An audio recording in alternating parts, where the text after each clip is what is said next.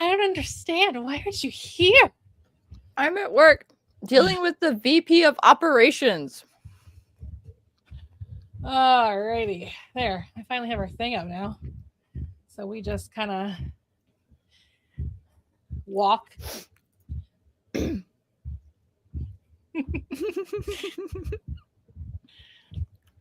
I did not sort out my lighting, and I'm just like, I don't care enough.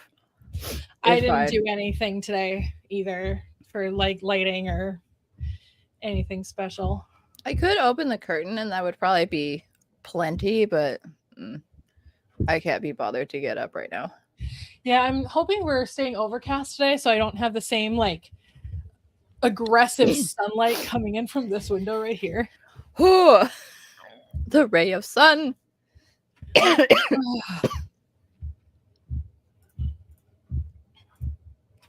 we go. Need to fix my sock. Turn this all the way down. Hopefully it won't yell at me again. Ah! Okay. It's weird not having a hot mess behind me. Yeah, it looks different. Mm-hmm. I'm not centered though. There we go. No.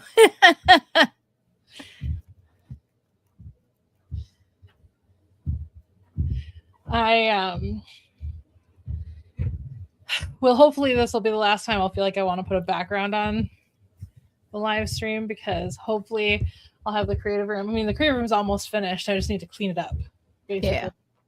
And I mean, do the things that are going to be done over time, like the love seat and the mantle. And there's still a pile of book of the month boxes right here. Amazing. Fantastic. I have thought to put like the boxes of my Ultraman figures off to the side, but I'm like, I think it's gonna get cut off, so never mind. Yeah. Once I know I have all of my books, my book of the month boxes, then I will film the unboxing, and then that'll go up. That'll be like the extra Thursday, because there's 5 Thursdays in January. That'll go up. My favorite thing about next year is that February is like perfectly arranged on the calendar. Way? It's great. Oh, I haven't looked at it.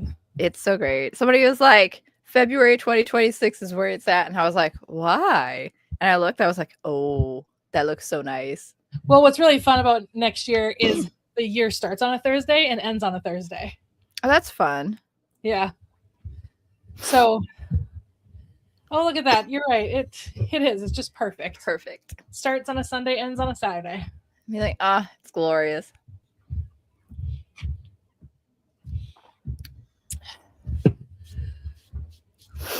Well, hello there, Ocean View.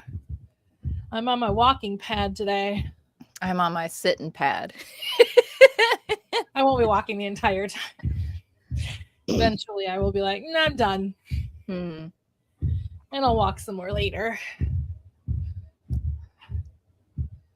Oh.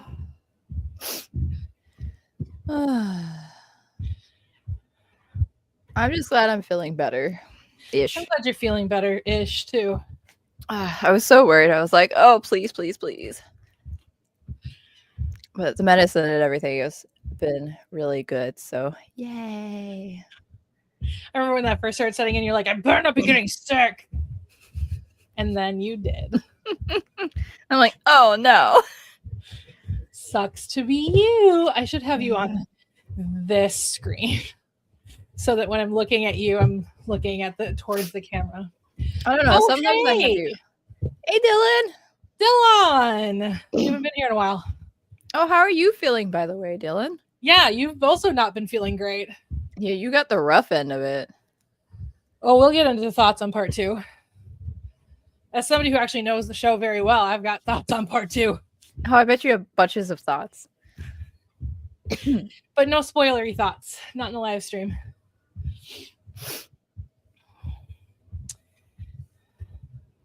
I'll tell you what, I liked this Act 2 way better than Into the Woods Act 2 for the movie. That's good. How much they changed Into the Woods. I mean, I get it. Disney's the one that put it out, so I can only imagine they've been like, oh, no, that's too dark. Oh, well, I'm glad you're feeling better, Dylan. It's no fun. You had like the worst one. I know. That seems to be pretty normal, though. Usually nausea only lasts 24 to 48 hours, which is good. Thank goodness. No kidding. Oh, I could do a stupid thing. Oh, wait. I actually can't. Never mind. I was going to do something funny, but I can't do it.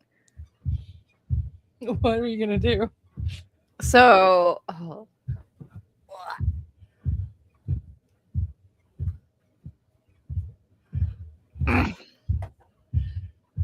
put you back in my ears. Oh. So, you know the thing that's been going around with Michelle Yeoh? That's not a bad It's idea. like change the background to a park. That would be funny. You know, it's like Madame Morrible, the Wicked Witch. So it's like, oh, I could do a funny, but all I've got is Madame Morrible. Oh.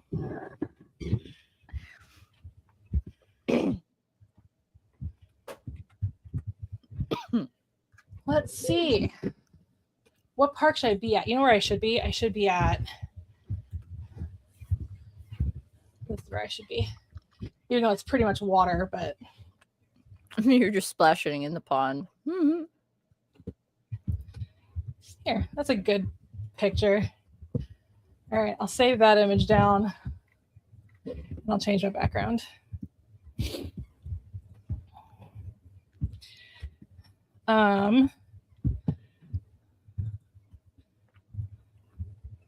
There we go. Voyageurs National Park. Which, fun fact, in the summertime I will be. Ooh. Here. At Voyageurs National Park. Amaze. It's like 5 hours from where I live. I don't know. It's up by Canada. That's all I know. Canada. I think it was Voyageurs we were at when I was a kid. And we did go to Voyageurs when I was a kid, but I think it was Voyageurs we were at when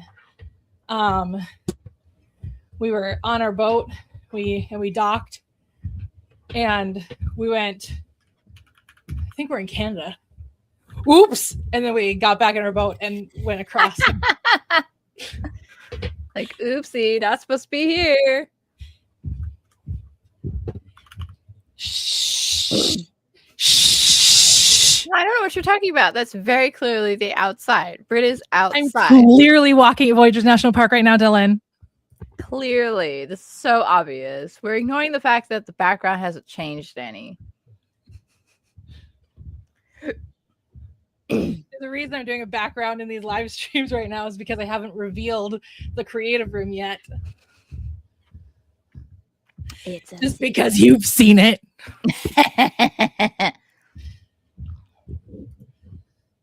Yes. I am magical, actually. Britt made all the people go away. It is quite funny that there is nobody in this picture, though. Like, even if you saw the full picture. There's nobody. How'd they manage that? I mean, people do they that. can. Should we see what my step count is now? Not much higher, I'm sure. 500. I'm at 3,300 almost.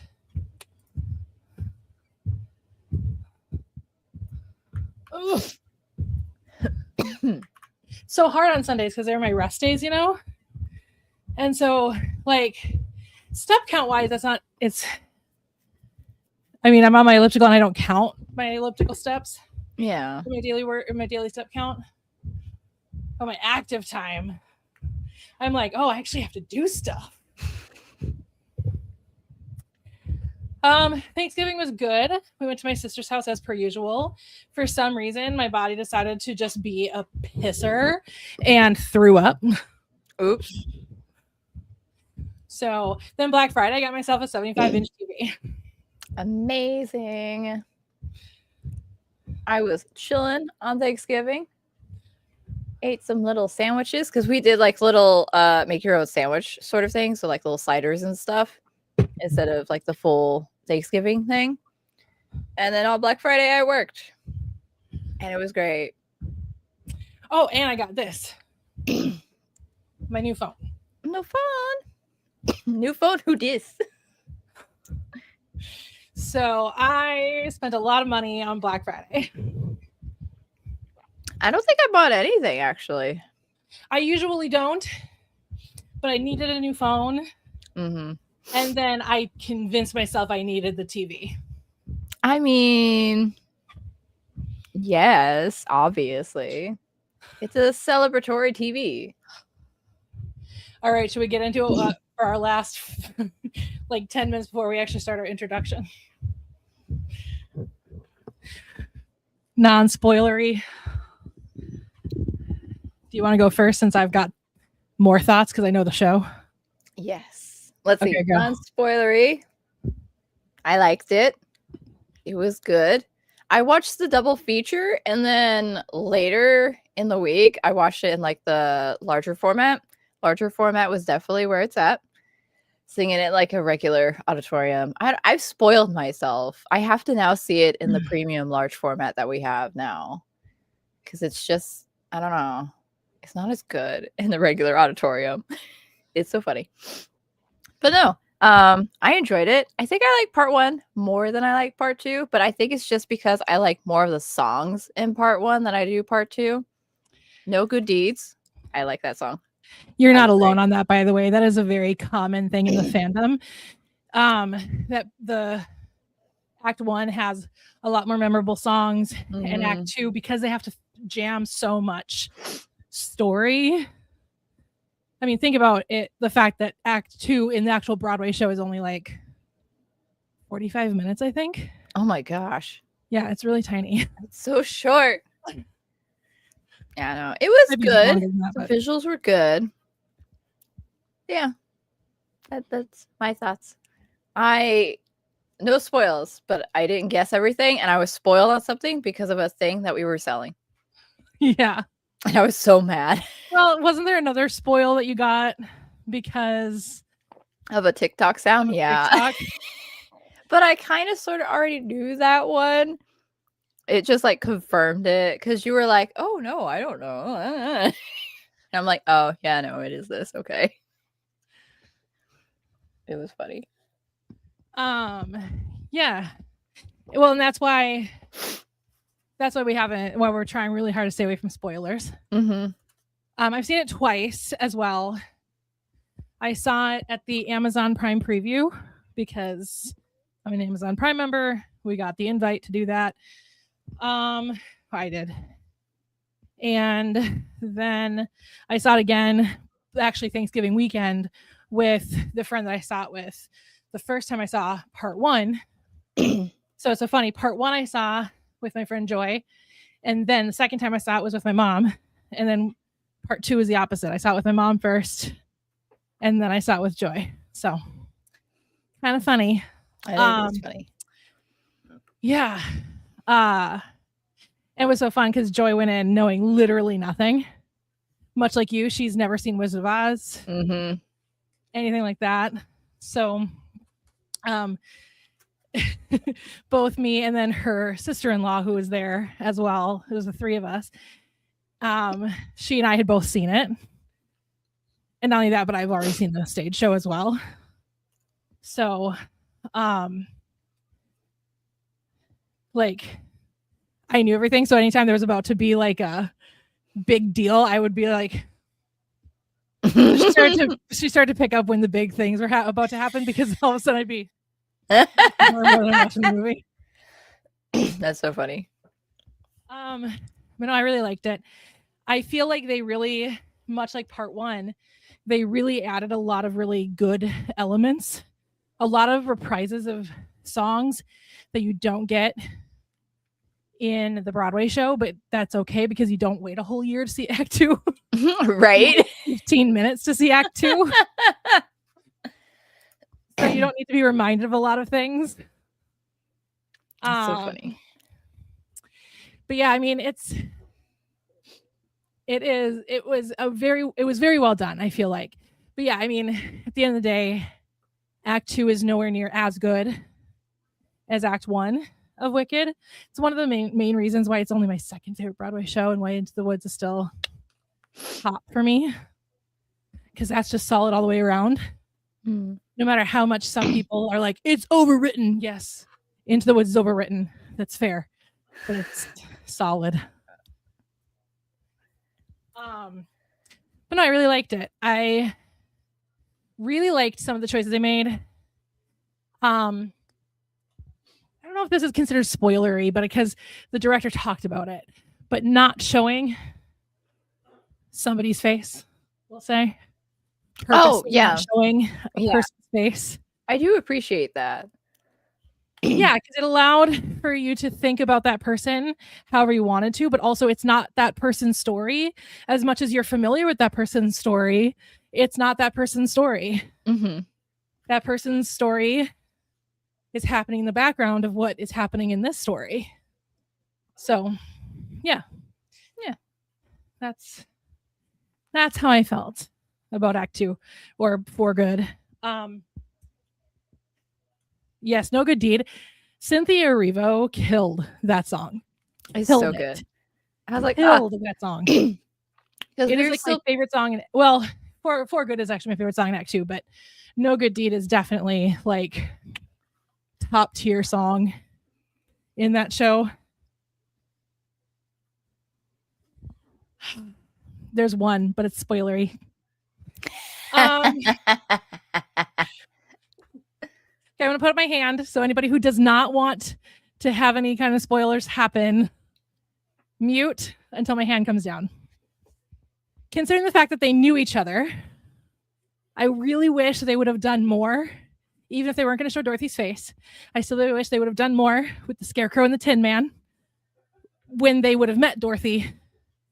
Because, like, that's one of the big questions I've always had in Wicked is, how is it that Fiyero and Bach don't get each other? You know what I mean? Like, I don't know. They were such good friends in college.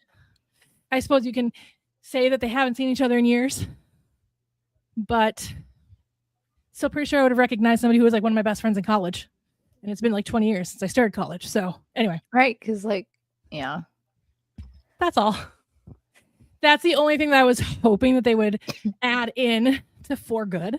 Because they don't have the time to do that in the Broadway show. So it would have been nice to be able to do that in the movie, but they didn't because, again, it's not that person's story. So I get it. It still would have been interesting.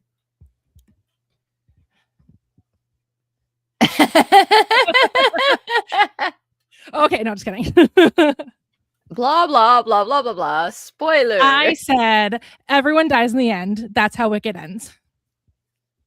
Oh, no, that's Into the Woods. Just kidding.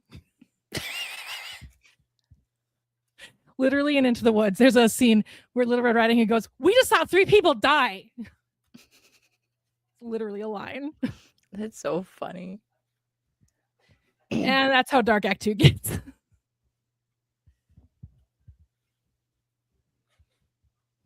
Oh, anyway.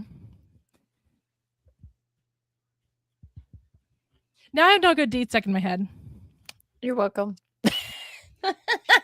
Okay, but Dylan, you need to find a way to watch.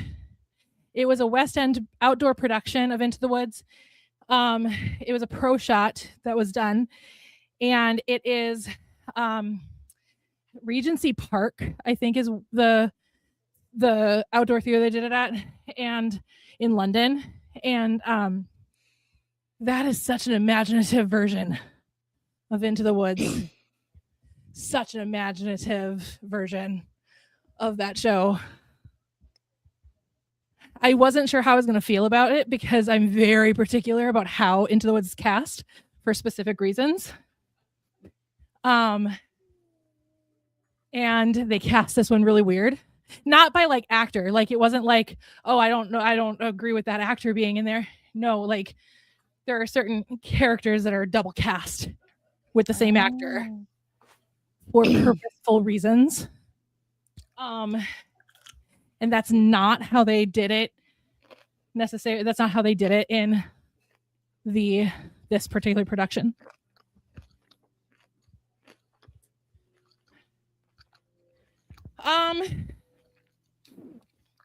I'm not thrilled about it. I don't want them to do it. And here's why. Netflix. Okay, so you know how they did a theatrical release for K-pop Demon Hunter Sing Along? Yes.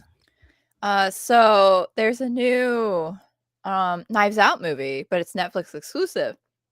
And they did a limited theatrical run. I tried to get us on that list. Netflix said no. I tried to get us on another list. Netflix said no. So, like, they don't want money. And I'm confused because it's like, it would do so well at our location. And I hate it. So it's like, no, don't let Netflix do this. Absolutely Sounds not. like Paramount may have outbid them, though. Good. I don't want Netflix to have anything else. I'm surprised that like the ABC, Disney, Hulu of it all didn't try and bid for it. Honestly, I'm shocked, but maybe because they've got Marvel, they're not allowed to. Because doesn't WB have like Oh, DC? it could be. That could be too much. Although HBO has DC stuff, and they're like a bundle with the other one. HBO and WB are the same thing. Like they are owned by the same parent company. So HBO would go with the WB merger. Oh my gosh. Yeah. I'm like, they just brought it back to HBO Max, and then it's just going to be merged right into Netflix eventually. And you know it will. I mean, at least then you would only need the one and the other for your streaming, but then it's going to cost you like $40. Yeah, it's going to cost more money. That's the problem. Welcome to the life of internet cable. Yeah, that's the thing is when we got rid of cable and we switched to streaming only, it made sense at the time because it was less expensive. Now it's not.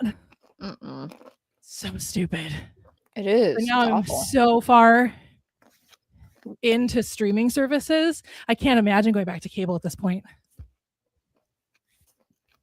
Yeah, no. So, oh, whatever. Yeah, I'm not thrilled about it, but we'll see. Because we'll see if it can even happen, because it might be too much market share for Netflix. So it'd be considered a monopoly. So the government would have to sign off on it. And I vaguely remember seeing something about the administration not wanting to do it. So, hey, if this administration actually wants to do something that I sort of halfway agree with, I'll be very upset about it, but okay. It's probably because of like Netflix not wanting to do like theatrical runs. So all the directors and stuff are like, no, we don't like this. So yeah, I've seen that. Yeah. Like, it's true, because it's stupid that they don't want to do that. But that's the thing is like, and I'm sure you've seen this, especially post-COVID, the movie industry is still really struggling. Streamers are still really benefiting.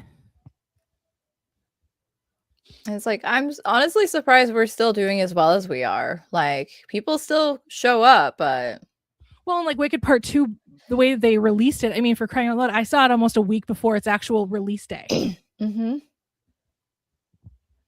Yeah, no, that was awful because I was so busy. So, like, I mean, at the end of the day, like they're really trying to make it events now because people aren't going to the theater as much as they used to. I mean, also it's getting expensive too, because like you have to like save your money. Well, and since we're speaking about Wicked, I mean, theater is seeing the same kind of thing. Like that's a big conversation out in Broadway right now. I mean, the Queen of Versailles closing so early is for whole different reasons. But the Queen of Versailles, which stars Kristen Chenoweth, who is effectively canceled. Her poor Glinda, who mourned the wicked. She needs to listen to her own damn song. No one mourns the wicked. Anyway, but Queen of Versailles is closing like even earlier now because it was originally going to go into January but now they're closing it like next week or the week after, something like that. Oh wow. Before the holiday season, which is like Broadway's like biggest time period. But the end of the day is they can't fill seats. Mm-hmm. And is that entirely Kristen Chenoweth's fault? Not entirely, I can't imagine. But it's also because those tickets cost a shit ton of money, especially Queen of Versailles. The whole point was to try and get rich people in those seats, and it's not working. Yeah, they're like, man. Why did they think that that was a good idea? I have no idea. Back in the day, it would have worked, eons ago, but... Well, that was originally what theater was meant for, was for the wealthy. Well, not really. Theater was not always meant that way, but it became that in Western culture, I should say. Mm-hmm. Theater itself was always meant for the everyman in history, but then Western culture did what Western culture does best. Hey!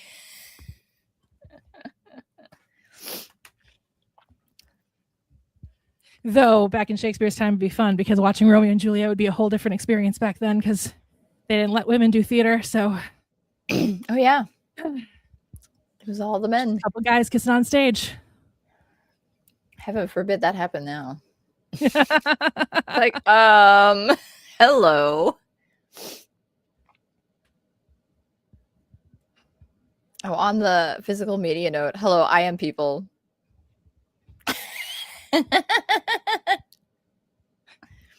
Yeah, that's the thing that I've been focused on recently is going back to physical media. Mm-hmm. I mean, not that I haven't been with physical media all this time. I mean,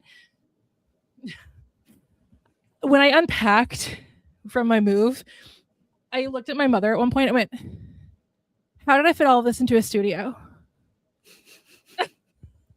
She's like, "I don't know. You made it work somehow." And I was like, "I did. Somehow, some way."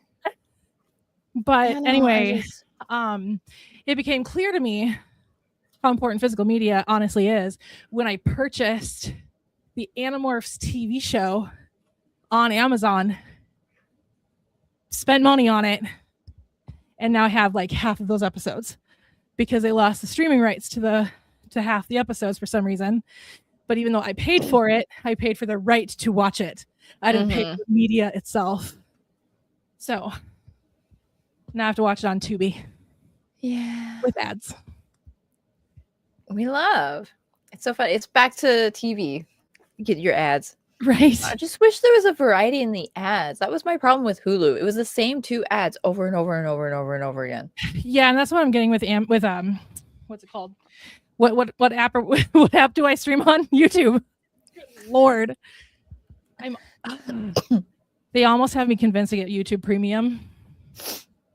They almost have me convinced. I do like YouTube Premium. When I had it, I got rid of it because I don't really watch YouTube very much on my phone anymore. So it has become my main source of like entertainment when I don't have something else to watch. Like I watch a lot of YouTube on my elliptical in the morning and stuff, but yeah. Right now I'm paying for a month of Hallmark Plus because I'm watching all my Christmas movies. That's fun. Half of them are on Hallmark and half of them are on Netflix. So here we go. Ooh. Oh, I need to look up. I'm going to get Netflix for a month so we can watch the Knives Out movie. And I keep forgetting when it comes out. I'm not sure. Oh, last night's was a 5. We love a Christmas Contract. Okay, it's out now. Okay. I might get it today. Oh, actually, I go back and forth on whether or not I want to, but I have history with Zootopia in general, and it's not a good one. I want to watch it, but at the same time, it's still doing really well. So it's a lot of kids and stuff, and it's like, I am not going to be the adult who goes into a kid's movie and is like, oh, the children are making noises, because what do you expect in a kid's movie? I think I might just wait for it to come out on streaming. I probably will too, because I wasn't super hyped for it to begin with. So yeah. Well, and again, for me, I have trauma surrounding Zootopia, so it's really hard for me to actually watch Zootopia. So I don't know how I'd handle Zootopia 2. Yeah. as is just seeing ads for it makes me like cringe. So I was in a very abusive friendship at the time. And that individual really, really loved Zootopia. It was their favorite Disney movie. And we were both Disney adults, so we talked about it all the time. And so I think my favorite Disney has become Turning Red. I think that qualifies. It was just Pixar, and it was done while Pixar owned Disney, or Disney was owned. It happened after Disney bought Pixar. That's why I hate when people are like, Toy Story is a Disney movie. I'm like, no, it's not. It's a Pixar movie. Disney helped with distribution back in the mid 90s. They didn't own Pixar until 2006. Yeah. So it's like, so I have to like pause and I'm like, does it count? I think it counts. In my head, it counts. Anything after 2006, it counts as a Disney movie. Okay. I just count Pixar as a different thing personally. But I do count anything after 2006 as also Disney. I think I'll go to 40 minutes on this walking pad and then I'll turn it off. Do we want to do our introductions? Oh, I suppose. Let me turn this down all the way real quick so I can grab my prop. Oh. Okay. Here we go. What was that? Me trying to bend over. I am almost 40. Come on. Old. Okay, I need to know what that discourse was. Right? We need several 1-minute voice memos. Because poor Dylan can't send more than 1-minute voice memos while the rest of us are sending him for like 10 minutes at a time. Dylan's like, I wish I could do this. I'm like, oh, but I'm sorry.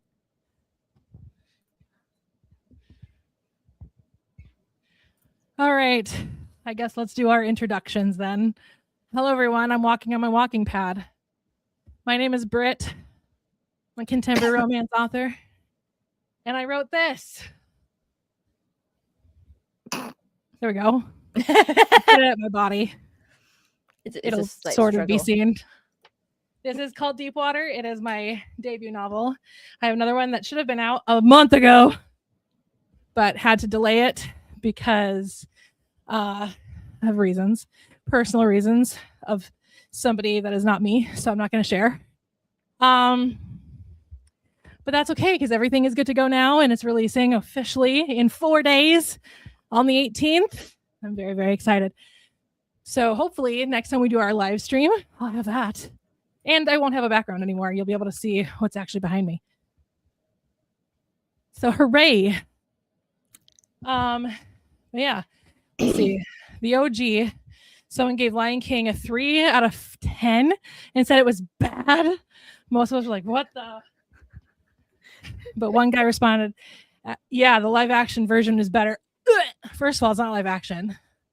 It's photorealistic CGI.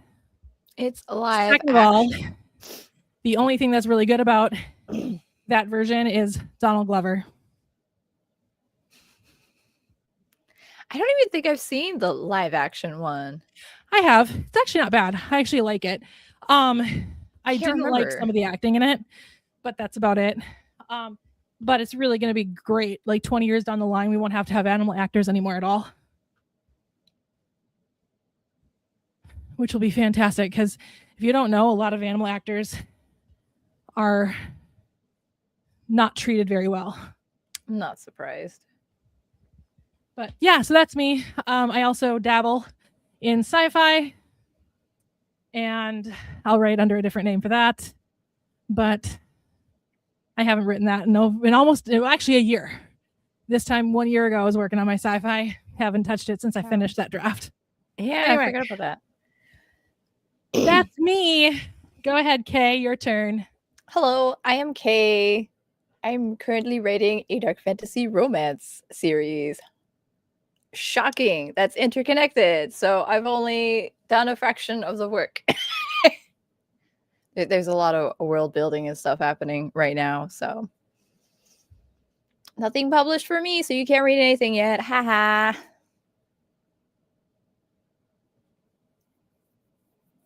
But that's it. I'm also a little under the weather, so. I realized I forgot to put my normal description in the tag with the error for finding your books. Forgot to put that in the description. That's so funny. I was so focused on the SEO of it all, I forgot that. No funny, haha. I cry. Oh well. It's fine. We're just seeing how it works with me walking on my walking pad this time. If it's annoying, then I won't do it again. Just trying to meet my goals. How dare you? I have goals. Tonight I'm watching A Christmas Wish. I don't remember which app that's on. I'll have to figure that out.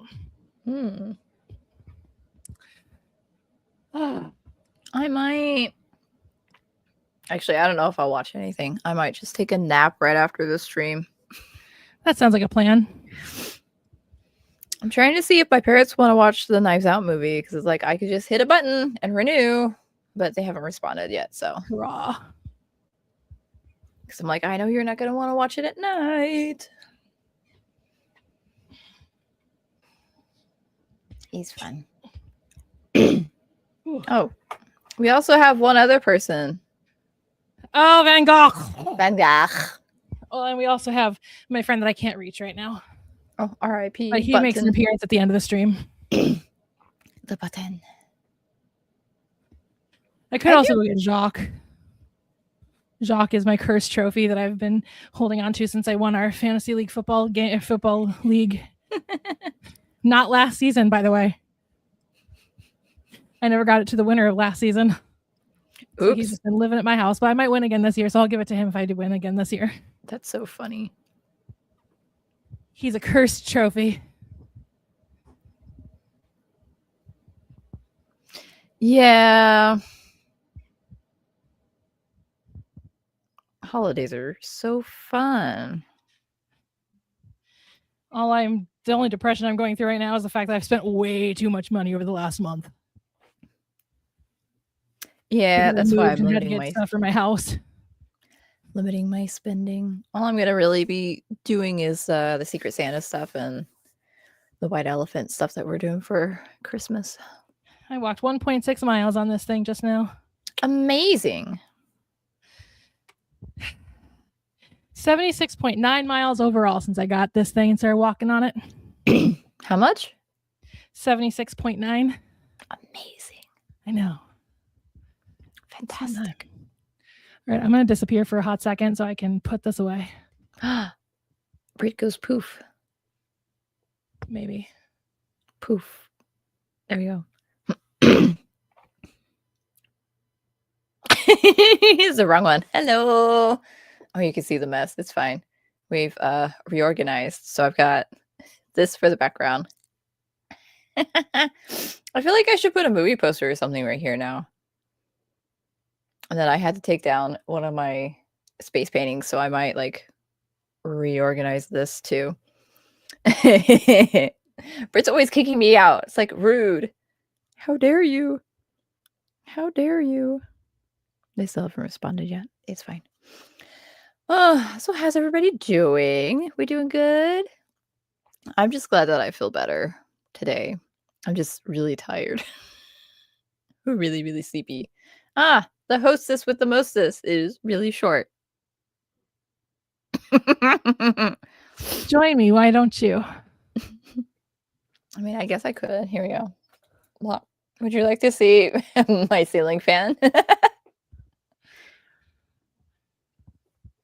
It's funny. You muted yourself. Because I was putting it back in. It's a little tripod thing. That's funny. I just thought it was going to make noise, so I just decided whatever. Okay, what did I miss?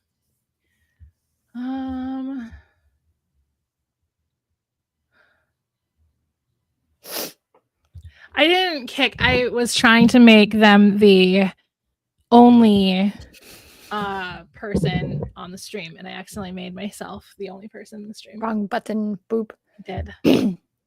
Yes, Bingo is back there. I finally found the Bingo Beanie Baby. So I've got her.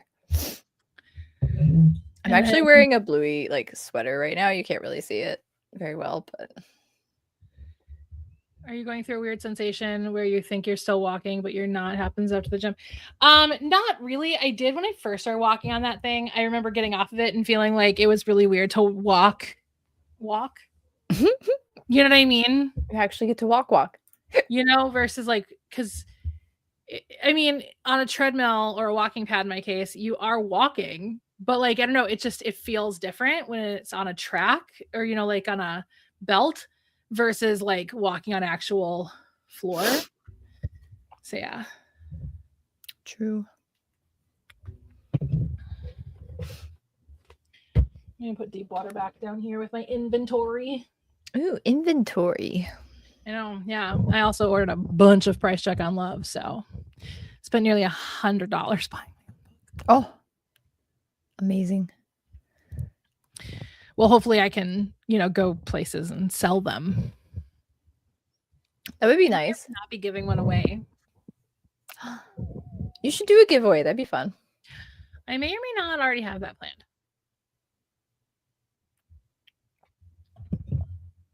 Stay tuned. Exciting.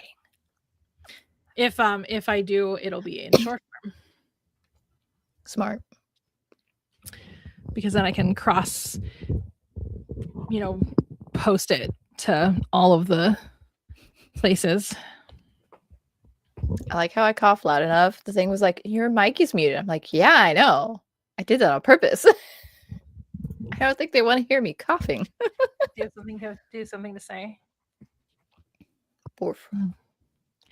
He does not apparently have something to say. He just wants to give the microphone kisses. Oh. It's so funny because you can see stuff behind me, but like sometimes it makes literally no sense. It is kind of funny, just like the random like pop-ups. It's like a teaser. It's funny. Yep. I mean, again, you and Dylan have seen. Mm-hmm. I was sharing pictures yesterday. You were, yes. Because I was putting up artwork. And I was like, do you guys like it? Yes.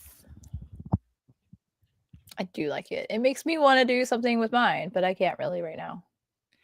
Yeah, the rest of the art is going to go elsewhere around the house, but I still have to paint everything. The only reason I hung stuff here in this room is because we already painted this room. Because that was the whole thing. I was like living in a tower of boxes. I was not okay. And Mom's like, let's just get your creative room ready. And I was like, perfect. Oh, good. I don't have that CD. I need to alphabetize my CDs. They're like all over the place right now. But I'm like, oh, wait, Hillary Duff is right there. Did I get that CD twice? No, I did not. Okay.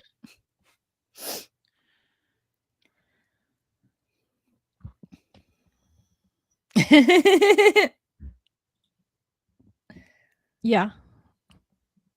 It's funny. Why are you doing that, you weirdo? Because you can. Do you think that I'm just eating food right now and just dropping it all over the floor? Because I'm not. It's funny. Oh my goodness. He loves living up here. He's just been so happy. The Minnesota Goodbye. For those of you who don't know the Minnesota Goodbye. The Minnesota Goodbye is where you're like, oh, you gotta say ope. If you don't say ope, you're not in the Midwest. Ope. I guess I better go now. Let my actual Minnesota accent come through. Oh, I better get going now. And then you go and you stand in the entryway of the house of whoever you're visiting. And you just get into a conversation. And then find, oh, well, it's getting late. I should probably go. And then you open up the door and get into another conversation. Bonus points if it's dead of winter. Oh. And you're standing there all bundled up in your coat and you get into another conversation and then, oh, well, I better get the car started so I can go. And then the person walks you to the car and then you start the car, but you can't get in the car and drive right away. So you start another conversation. And then finally you get in the car and you go, oh, well, have a good night. And then if the person enjoyed your Minnesota goodbye, they're like, yep, watch for deer. That's the Minnesota goodbye. Amazing. In a nutshell. She came out with a new song. She did.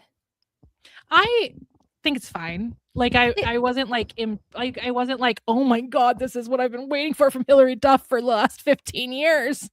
No, it was enjoyable, but it's kind of forgettable. Agreed. It's so funny. Agreed. Dylan. And then you get into the car and the Midwestern romance can start. Yeah. That's funny. Though I will say, hello. What you doing? You can clean up the closet. You're not gonna bother us. You're not gonna bother anybody. Oh, okay. Yeah, I'll let you know when I'm done. My dad made an appearance at our stream. Hooray. I saw him poke his head around the corner and I was like, what's up?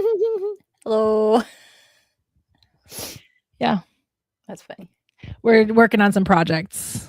So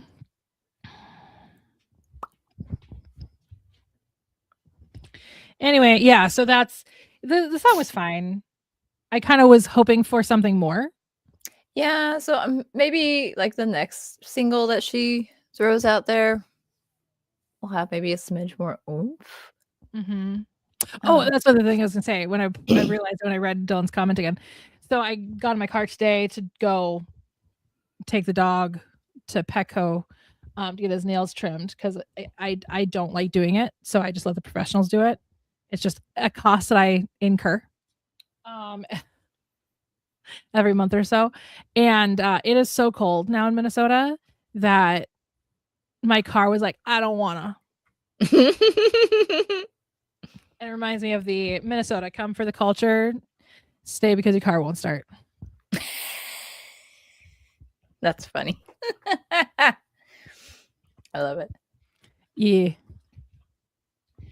Anyway, so let's talk about our goals. How did we do on those? I don't even know what my goal was, honestly. Oh, my goal was to finish Selling the Lie and start the prelude and do the writing prompt. What writing prompt? We have a writing prompt? There's a writing prompt? Since when have we given ourselves writing prompts? Are we being graded on the writing prompt? If we are, I'm failing. We're both gonna have to retake the class. I'm gonna have to retake the class because I am failing my writing assignments so bad. We're gonna have to have a parent-teacher conference. Hey, my dad's here. We can go get him. So Britt's failing the class. She hasn't turned in any of the homework in the past. How long? I don't even know the last writing prompt I wrote. Was it I cannot this has become a very big at this point. I don't want to do the writing prompt out of principle, out of the fact that it has now become an inside joke in this stream. I think December was the last time we did the writing prompt.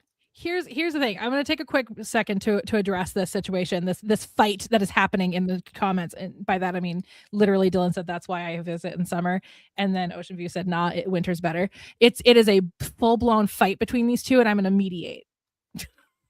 But everybody knows that autumn is better. Well, yes, fall is the best season. But here's the thing. I actually do prefer winter over summer. Couple of reasons why. One, because I work from home and it is real hot up in my office because heat rises and I'm on the top level of this house when I work from home. Two, you can get all bundled up in a nice sweater and jacket Yeah. and gloves and scarves and mittens. And you can play in the snow.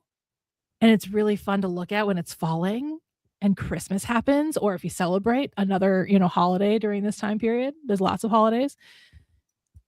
And in the summertime, it eventually becomes illegal to take clothes off. And you're still uncomfortable.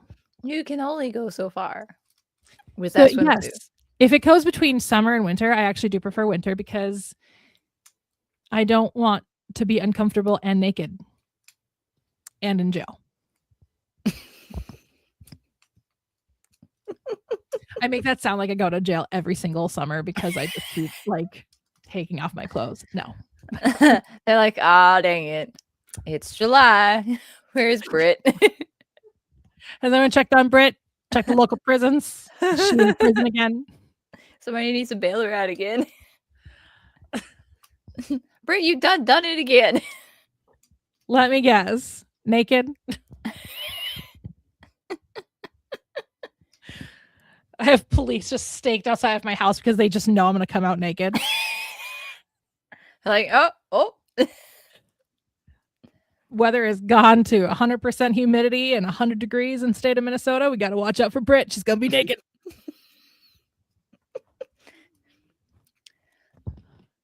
But no, that's always the joke that I make, is that it eventually becomes illegal to take clothes off.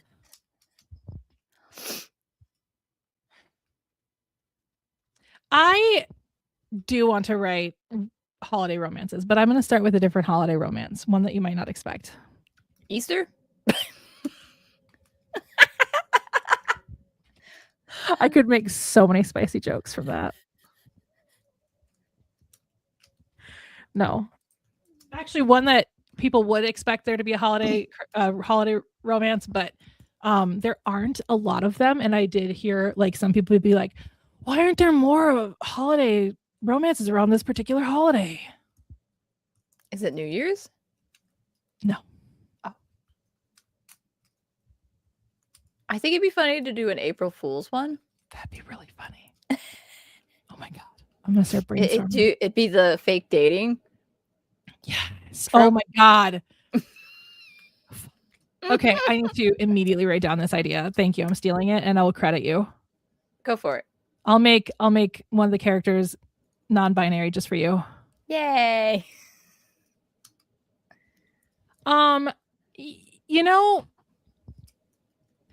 Same.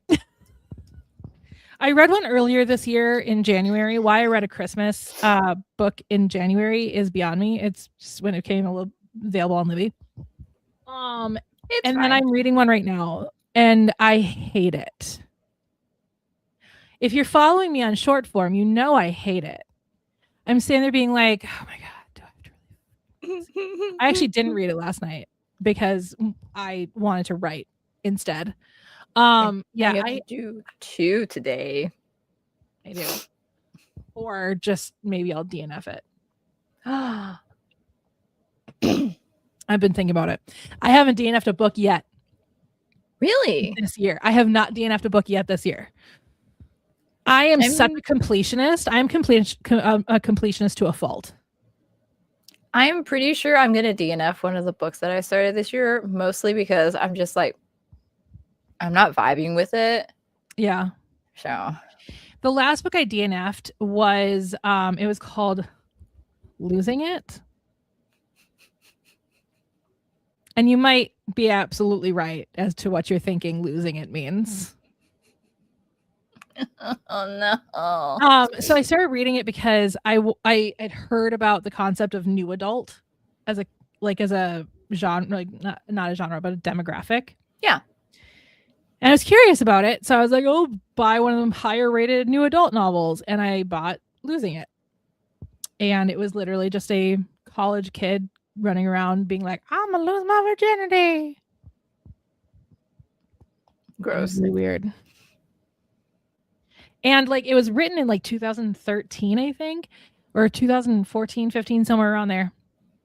And still was using very like problematic language. Oh no.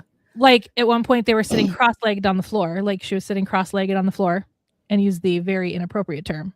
Oh. And I was like, oh, no. No. How did this get through an editor? How did that get through an editor? Right? The editor was like, meh, Yeah, editor's like, this is appropriate. this is fine. I see nothing wrong here. Eyes closed. Everything's good. Yes, check off. And the chemistry between the two that actually fall in love, hated it. I wanted her with the best friend instead. Aw. Anyway, yeah, that's the only book. That's the most recent book that I DNF'd. I can't think of another book that I DNF'd recently. And by recently, I think I read that tried reading it like 2 or 3 years ago. Not that different. Not that different. That term was already known to be problematic at that point. Mm-hmm. I remember, I think I was still in high school when people were like, yeah, we shouldn't be using that term anymore. And that was 20 years ago. I'm old. Hello, old. I am also old. You are. You're not much younger than me. Just by what? What is it? Like 6 months? No. 5. 6 months is March. Oh, yes.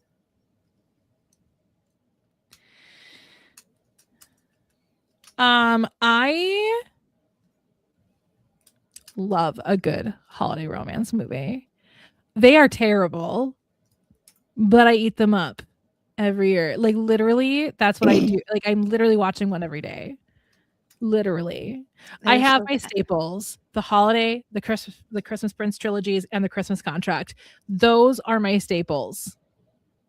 And I try to watch new ones every single year aside from those. And then technically also the Santa Claus, but that's just a given because that's just Christmas Eve. But yeah, so no, I love a good Christmas rom-com movie. But yeah, the books for some reason, not good. Oh, that's not great because I think that's the one I have, isn't it? It is. No, The Holiday Swap. Yeah. By Maggie Knox. Oh no. Oh no, it's different. It's different. Okay. Oh, there's more than one.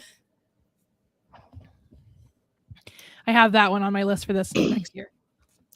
Slow burns annoy me. I appreciate a slow burn. Hello. Like I can appreciate it, but although one book that I read was like the complete opposite of a slow burn, and now I'm just like, why are they together already? I'm so confused. Everything is fine and perfect, and there's this much book left. I like a slow burn because I like the oh God, I want it so bad. Just it's almost like the yearning. Yeah. I would say more, but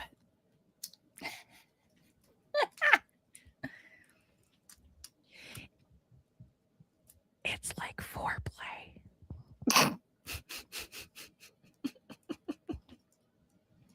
There, I said it. Valid, so valid. Yeah, that's true. Like if I like the characters in a slow burn, it's not as bad. Yeah, it's when characters are like, for example, the one I DNF'd. That one is that one was a slow burn. Kind of. It was complicated where that was concerned, but it was kind of a slow burn. And I was like, I didn't like them. I didn't like the characters. Again, I didn't like the chemistry. I wanted her with her best friend instead. It's bad. So, but yeah, if I like the characters, mine tend to be kind of slow burn-y. Like it usually takes about halfway through to realize what's up. That's not too bad though. No, it's not bad.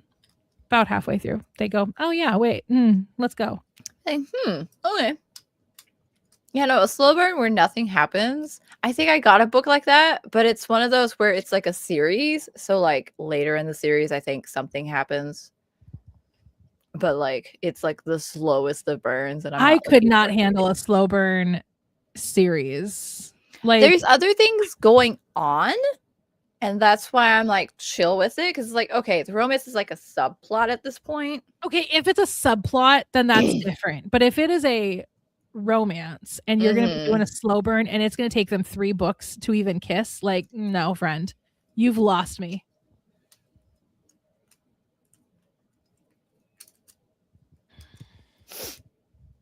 I don't even think I have any romance like holiday books on my to read list. I read one, like I said, I read one this year, and I actually do own a copy of it, which I totally forgot I owned a copy of, but I do. I got it off of Libby. I don't know if I have any even wish listed. Yeah, I have the Holiday Swap, which I got from Half Price Books a gajillion years ago because it was like a book of the month, but I bought it at Half Price Books, so I was like, oh cool, a book of the month, I'm just gonna take that. And Kay is dying. And then I have a couple of different holiday ones. Like there's also Lunar Love, which is based off of the Chinese New Year, which is fun. That's another one I'm gonna read this coming year. What else? Maybe that's it for right now. I gotta look at some of them because there are some that are like holiday. But anyway. Because I think there's one on my wish list, the Snowball Effects, but I don't think that's a Christmas one. I think it's just a winter one.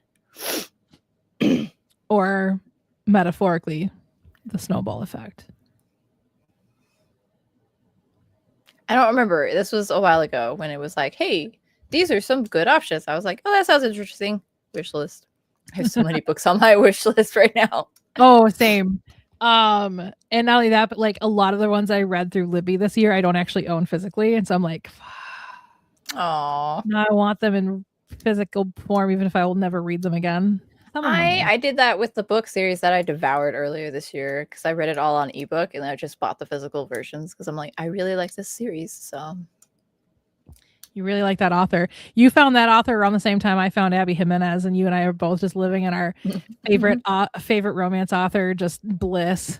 Right? I was just having such a good time. I need to catch up. I'm behind a few books. And like what? What? Oh, I'm behind a few books, so I need to catch up. I've finally read everything of Abby Jimenez, but that so far she has another one coming out. But yeah, to be fair, her earlier books are trash. The first series is not good. I don't like it. Well, you knew that. The Friend Zone was the one that I sat and complained about for like 40 minutes in voice memo. True, yes. I was like, this book, I fucking hate it. Voice memo. It's just you guys just listening, like all of you just listening to me being like, Friend Zone is so stupid, I fucking hate it. Here are the list of reasons why. God, it was so bad. What's so funny is you look at the reviews and everything I complained about is stuff that everybody else complains about, so I'm not alone. Oh God, I don't even mind spoiling it. No, I did not send 41-minute voice memos. I sent like a bunch of 10-minute voice memos about it. This was forever ago. Yeah, it was months and months ago. I would have to look back when I read The Friend Zone, but like I don't even mind spoiling it. Like it was this one of those stupid things where like suck to suck, Dylan. I mean, if we switch over to Discord. But no, it was the worst one. Was like it was just this magical pregnancy. Like, oh my gosh, she can't even have children and she's gonna get a hysterectomy because of it, and then she has relations with this one guy one time, and turns out he just has magical sperm and he gets her pregnant. Boom. I'm like, the hell is this? What the hell is this? Anyway, so yeah, I don't like The Friend Zone, but I do like Abby Jimenez as a whole. It's so funny. Abby Jimenez, if you ever come across this live stream, well, spend your time doing much better things. Just kidding. But also apologize for The Friend Zone.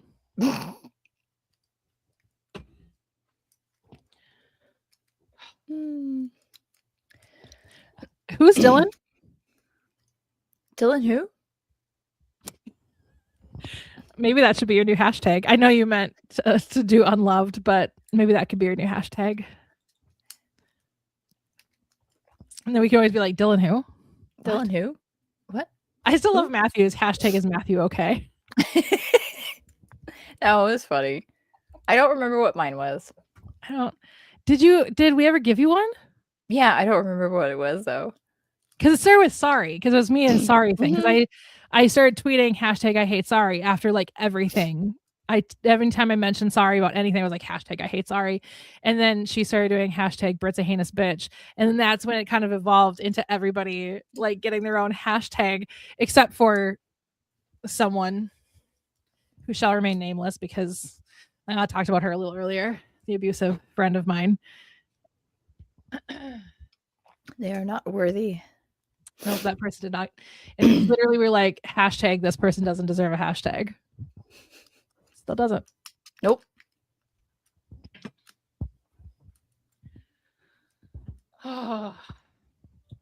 We love you, Dylan.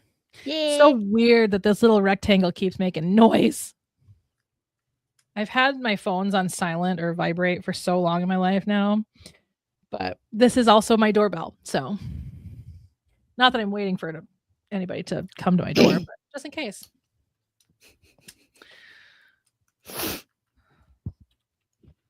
What is happening? I don't know. What is happening? Shh.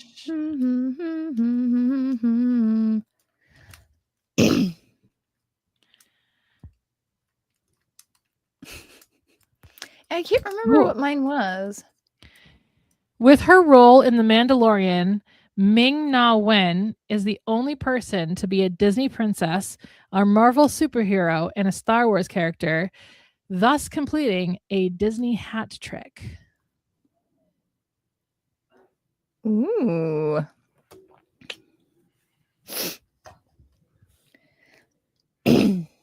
Fun facts with Britt. Okay, let's actually talk about our goals. So my goal. Okay, wait. Now let me ask you about your goals. Okay. My goals. Hey, your goal was to work on the timeline of the 10 Kingdoms series and do the writing prompt.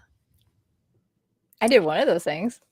And for further clarity, because I don't think we talked about this last stream, because I think it did between last stream and this stream, where I was like, for every like, what was it, 1,000 words that you write in your new project, you had to do like 15 minutes of world building for 10 Kingdoms. So that was my challenge for you. Did you complete that or no? That challenge? No, because then I got sick. I think I got halfway because I was doing a lot of it like in my head before bed too, or I was doing like a little bit like, so it did get done, just not as much. So, well, good. Oh gosh, the sun is being aggressive again. Light. The sun has come out to play. The sun has entered the chat. The sun is a deadly laser. The sun has entered the chat. Oh no, the sun. Don't make me stand up again. I did eventually take down that towel, mostly because I filmed my first video in front of my new filming location, which is why it's hidden. I know. We were playing a special for that, and then when you put it in the chat, I was like, oh good, he did make it. I like how I gave my own hashtag because you joked about not wanting to give me one. So I said Dylan is unloved and it sucked. Yeah, I remember that was how we got. That was at GeekCon. That was the same time that somebody else was complaining she didn't have a hashtag. That's a funny one, sir. This made me feel bad for a straight white man. I never wanted to feel that. So 1 star. That's amazing. That's amazing. Yeah, don't be making people feel bad about straight white men. Ugh. Gross. Disgusting. But yeah, I did work on the timeline and stuff. I did not do the writing prompt. There was a writing prompt? I think there was. Yeah, there was. We didn't do it. Shit. I didn't know. Oops. I didn't understand the assignment. I didn't understand there was an assignment. Parent teacher conference. Yeah. He's right back in his place. That's funny. So weird. It's been so weird having switched because like I wake up every morning in a room. Like I'm used to it now because it's been a week, but like I wake up and I'm like, this isn't my room. Oh wait, yes, it is. Hello? What's going on? That's funny. The dog loves where his crate is now. Like all I have to do is like I'll be like, do you want to go take a nap? And he'll be like, okay. And I don't even know if I need to even give him a treat to go into his crate anymore because he's like, I just like being in my crate. Oh my gosh.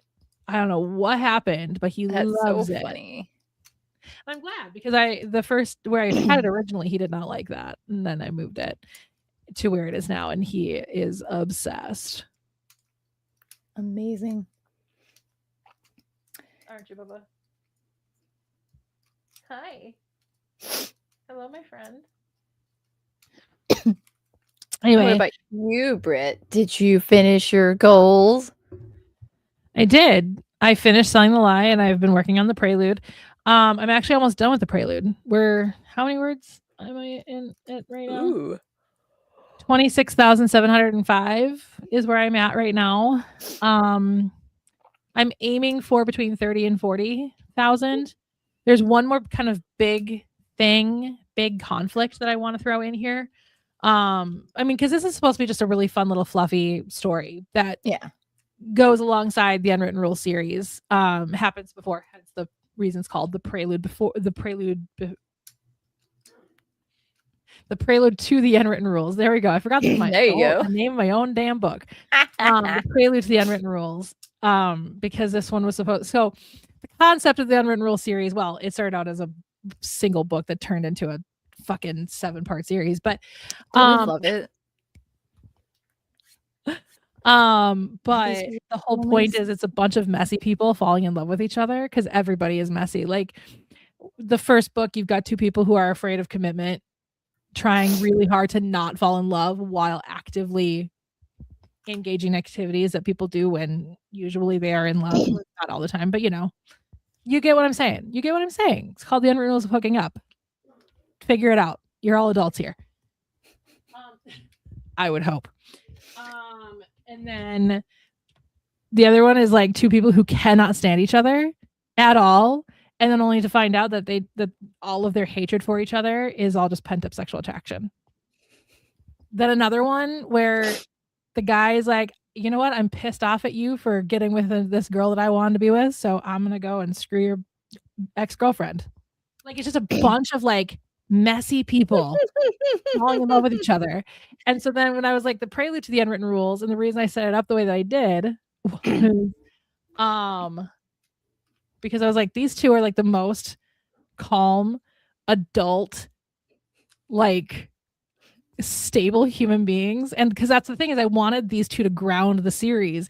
And so then when everyone was like, but I want to know how they fall in love. And I was like, and by everyone, I mean like my mom said when I was talking to her about it, and she's like, I want to know how they fall in love. And then I was like, brought to my our group chat, and you being the perfect enabler you are, I'm like, yes, write another one. I'm great. I'm the perfect person to be like, hey, should I do this? Yes. I'm not, but that is also how I play The Sims. I mean, to be fair, like obviously I'm gonna switch to Paralyzed once it comes out in May, but because you know reasons. 26 years of my life will at that point have been spent playing The Sims. But right now my Sims characters, because I will not spend any more money on The Sims, so I am still playing what I have because I enjoy it. But yeah, right now I had my starter character get together with a celebrity only for her to have 2 children with him, breaking up his marriage, only to then end up with her adult, mind you, stepson. I love messy Sims. Oh my gosh. I love when my Sims get messy.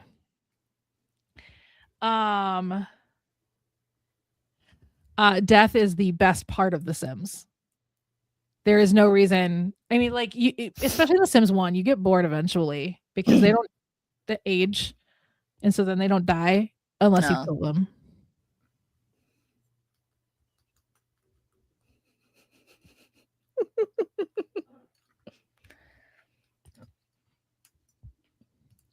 Anyway, so when I decided, I was like, you know what, I'm gonna make the prelude just the most wholesome, while still spicy, but like the most wholesome book. And so I'm like, I'm not like, it's just a fun, fluffy little read.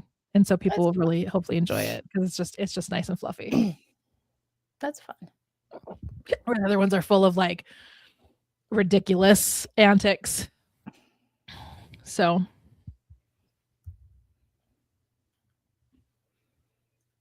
but yeah, so I did. I completed both of those goals. There was do the writing prompt, but I don't know what that means. I think it means do the writing promptly, right? Right. Right promptly. Right promptly. Right, promptly. Right promptly. That's what that means. Anyway, yeah, so that's where I'm at with my goals. Promptly. I love it. I love it. But yeah, I mean, the Unwritten Rule series has been so much fun, and I'm almost done with it, which makes me sad. I mean, not really, because I still have all of the new drafts to go through. But like, I'm after this, I have the epilogue book, and then I'm done writing new stories for this series, and I'm like, I mean, Hooking Up will feel like a new one because I have to rewrite so much of the beginning of it because it was supposed to be a standalone. It's so funny. And now it's not, but it was not written to be part of a series. So I have to now incorporate it into the series. Because when I finished The Unwritten Rules of Hooking Up, I knew it was going to become a duology by that point. But I never would have thought that it became a 7-part book series. So now it feels like this outlier because it has literally nothing to do with this damn band until the epilogue. It's so funny. That was introducing the second book in the duology. And then it turns into, oh no, this whole band is the whole concept of this whole series. I'm like, okay, but Peyton and Hudson have literally nothing to do with the band. It's funny. We love when it's like, oh yeah, I got this book idea. Oh no. I would not get married during a skydive, but I would love it if somebody proposed to me during a skydive that we were doing, because I love skydiving. Oh my gosh. I've been skydiving. I jumped out of a perfectly good airplane. How dare you? What did it do to you? Exhilarating. It's been almost 10 years since then. Can you believe it? This September will be 10 years since I went skydiving. That is so wild. That does not feel like 10 years ago. It feels like maybe 3 or 4. It was so funny because I was hanging out with a friend I haven't seen since 2017, because he was a guest that when I was at GeekCon, I brought him in as a guest, but he was a guest at a convention I was at a few weeks ago, a little over a month ago now, actually. And we were talking about, we were getting caught up, and we were talking about, he's like, where'd the last 10 years go? I go, I have no fucking clue. I go, how did I get to be almost 40? And he's like, I don't know. But he's when like, did this happen? I know. It's like the last time I saw him, he was living with his girlfriend. Now he is married with 2 children. And I'm like, when did this happen? How did this happen? That is so funny. Oh. I know. See, that's the thing, is I feel like I was like 30, like yesterday. Like, I do not know how I am 39 right now. Right? Like, what do you mean? How am I 39? What happened? I don't feel 39. This is not what I thought 39 would feel like. You know? Right? It's like, I feel like I should be older, but I'm not. I have to remind myself that I'm older. Right, but it doesn't feel older. And it's so interesting because I'm like, but there's still so much life of mine left. Like, I still have so much. I remember thinking that when I got to be 40, I was going to be old.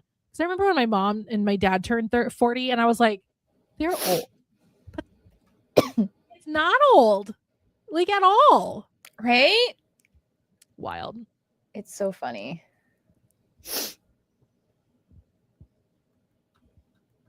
Okay, wait. Is this real then? Wait, because there's stuff happening in the chat that makes me think that this is real. I mean, it's probably a book or something. I need to look it up. Because if there is a book like that, okay, wait, hold on. I'm Googling because I can't not Google.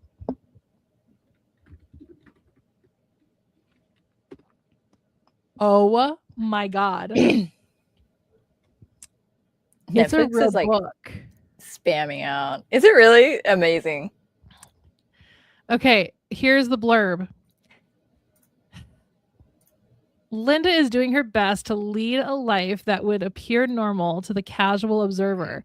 Weekdays, she earns $20 an hour moderating comments for a video sharing platform, then rides the bus home to the windowless garage she rents on the outskirts of San Francisco.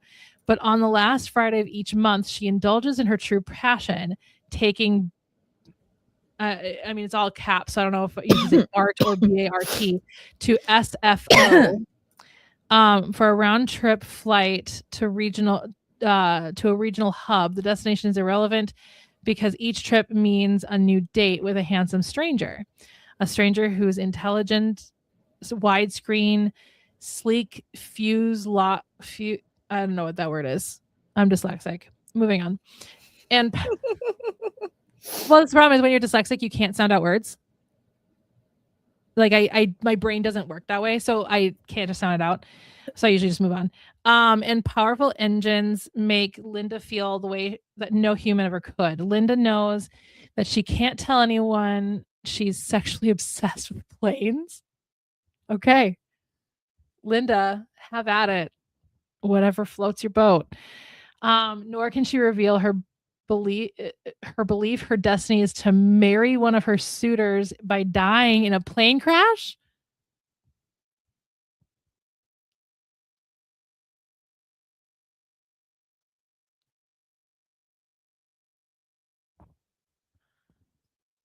Thereby uniting her with her soulmate plane for eternity. What is this? But when an opportunity arises to hasten her dream of eternal partnership, and the carefully balanced elements of her life begin to spin out of control, she must choose between maintaining the trappings of normalcy and launching herself headlong toward the love she's always dreamed of.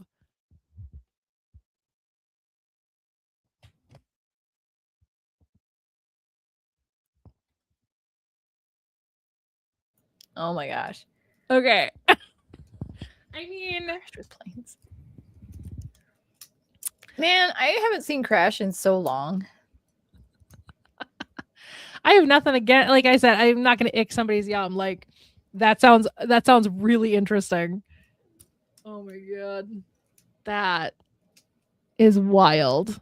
That's so funny. I was not expecting that in the blurb, friend. I was not expecting that in the blurb.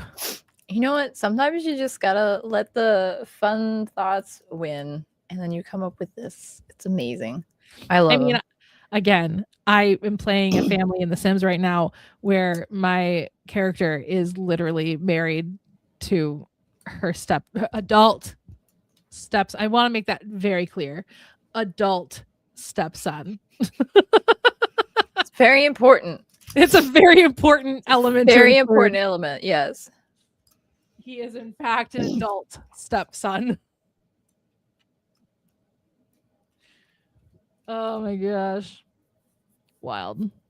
So like, you know what? Are weird. You are absolutely right. Humans are weird and that's okay.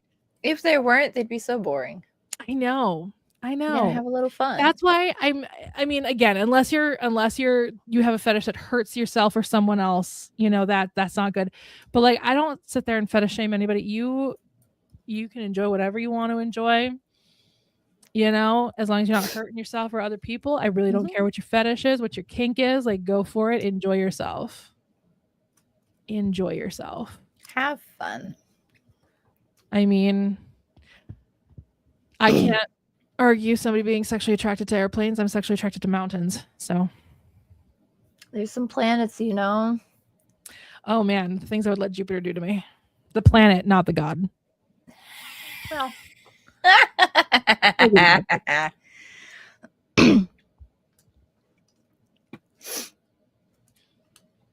That's so funny.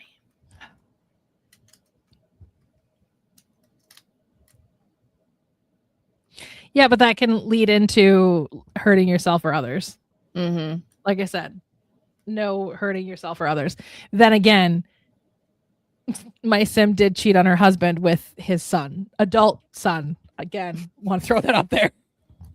Wait, we must be very specific. It is very specific. I mean, to be fair, the Sims, including the not safe for work mod that I use, both of them are very stringent on like, only adults can do adult activities. That's good. But yeah. So I mean, I guess my sim has hurt people, but they're fake people. It's fine. It's okay. It's fine for fake people to hurt. It's fake people. It's fine. Fake people, and he's fine. He's back with his ex-wife now. Oh, well, he's chilling. He's chilling. He's living his best life. He's having a good time. It's all good. I renewed Netflix so we could watch the movie. And every time I try to load up Netflix from my bookmark, it just spazzes out. It will not load. Sometimes. I'm like, oh, okay. That's fine. But it went through, so we could watch the new movie. Yay. The downside with the physical media collecting is some of the stuff is not physically available, and it drives me up the wall. Like the Animorphs TV series, for example. That's something that's not available. It's like K-pop Demon Hunters isn't yet. I'm really hoping they do, but... Is James Spader daddy, though? Is he? I mean, to each their own. I mean, yes. I rewatched Jurassic Park, and I'll tell you what, Jeff Goldblum will always be daddy, even though he is literally the age I am right now in that movie. So really, he's not daddy because he's like my age in that movie. But then I watched him in Wicked for Good, and I was like, I would let the wonderful Wizard of Oz do wonderful things to me. Wonderful. They call me wonderful. It's great. He is daddy. Oh, I forget often how attracted I am to Jeff Goldblum. It's so funny. And then I watch Jurassic Park and go, oh yeah, that's why I'm attracted to Jeff Goldblum. Oh, right. It clicks back into place. That's so funny. But no, literally one of the next books I'm going to work on is based off of, do you guys remember when the national parks were like going super rogue on the internet and they were posting all these ridiculous like thirst trap shit? Oh my God.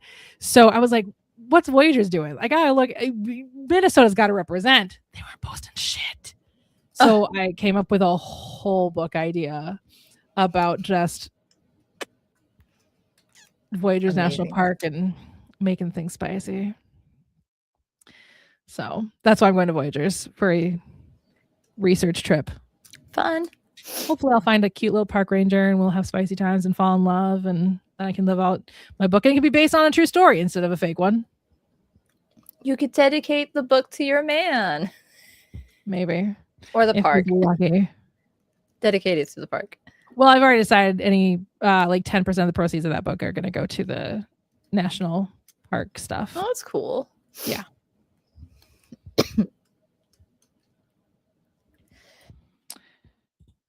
This Earth girl can be sometimes.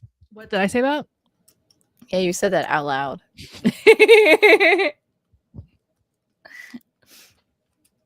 That's so funny.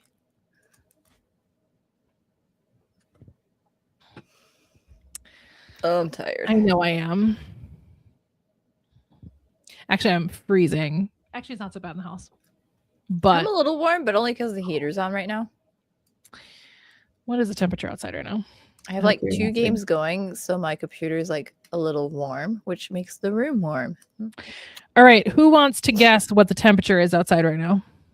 Your area? Yeah. Trying to remember, because you sent like cool for Fort Worth. For some reason, I still have Fort Worth in my phone. I know it's like whatever. I know Texas is a big state. Whatever. For some reason, I have Fort Worth in this phone because of when I was there a year and a half ago. That's so funny. But I know like Texas is a big state. But like I don't know, probably I don't know. It's like 40 degrees in that area. Yeah, it's like 38 where I am. Okay. So similar. Chilly.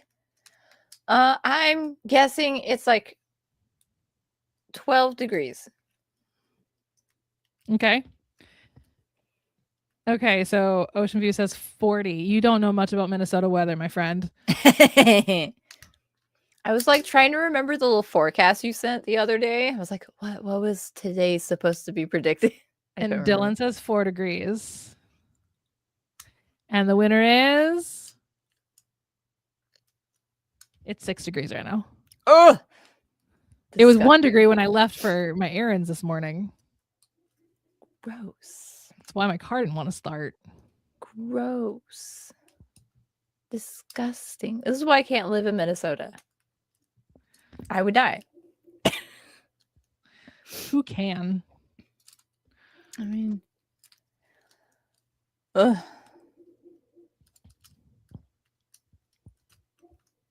You were very close, Dylan. You were so close. So close. So close. So close and yet so far. You've been here when it's cold. You've not been here in the wintertime, but you've been here when it's cold. When was because you were here for that convention I don't talk about anymore, which is in the spring. So probably like 30s, 40s. Chilly. Like literally, so for some reason, anytime we go to Disney World, the very first day we're there, it's raining and cold. But we go in the dead of winter, so like it's warm. It's so funny. You can always tell who is a natural Floridian and who is not. Because people will be like in their parkas, be like, it's so cold. And I'm like, it's 60 degrees, relax.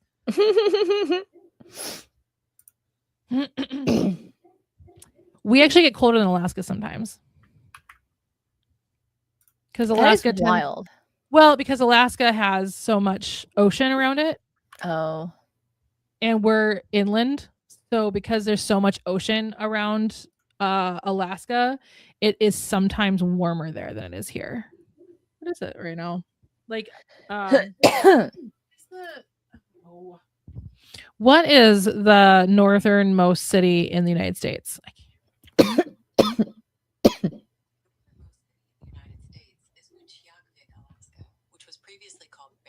Barrow. That's what I was like, that's not what I remember it being called. But then they said Barrow, and I was like, that's what it was. Okay, so they renamed Barrow. Interesting. Temp in Kansas City. Why?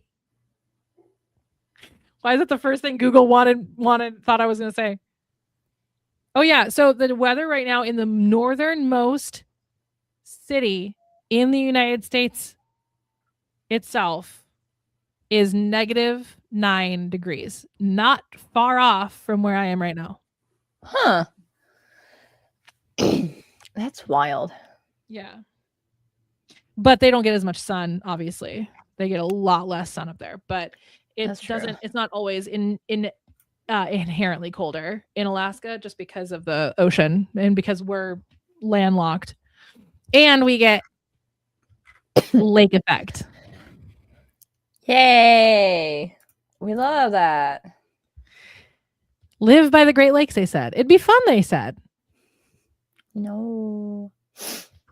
I mean, I'm hours away from Lake Superior, but which, by the way, this guy that is like learning all about the Great Lakes right now is like this Brit. He's a British guy. He's learning all about the Great Lakes right now. It's making my whole day. This morning I saw a video where he was reacting to the song The Wreck of the Edmund Fitzgerald, which the 50th anniversary of that wreckage passed this year. And so the Edmund Fitzgerald was a ship that sunk in Lake Superior. And mind you, just keep this in mind. I mean, I'm sure fish have done away with it, but Lake Superior is so cold that nothing degrades in the lake. It's so wild. Yeah. So like I'm sure there are no bodies left, but they didn't go down and get them. They just left them. So it's like Lake Superior is literally a cemetery. So Lake Superior does not give up her dead. Anyway, but yeah, it's really interesting to watch this person who knows nothing about, like, he's like, that's not a lake, that's a sea. Like, waves that big are not a lake. I'm like, yeah, no. The only reason they're not considered a sea is because they're not directly like linked to an ocean. That's the only reason they're not considered a sea. Otherwise, they'd all be considered seas. That is so funny. Lakes. I looked it up recently because I was like, why aren't they seas? I'm curious because they're freshwater and because they're not directly. I mean, there is a river that goes out to the Atlantic, but they're not like directly.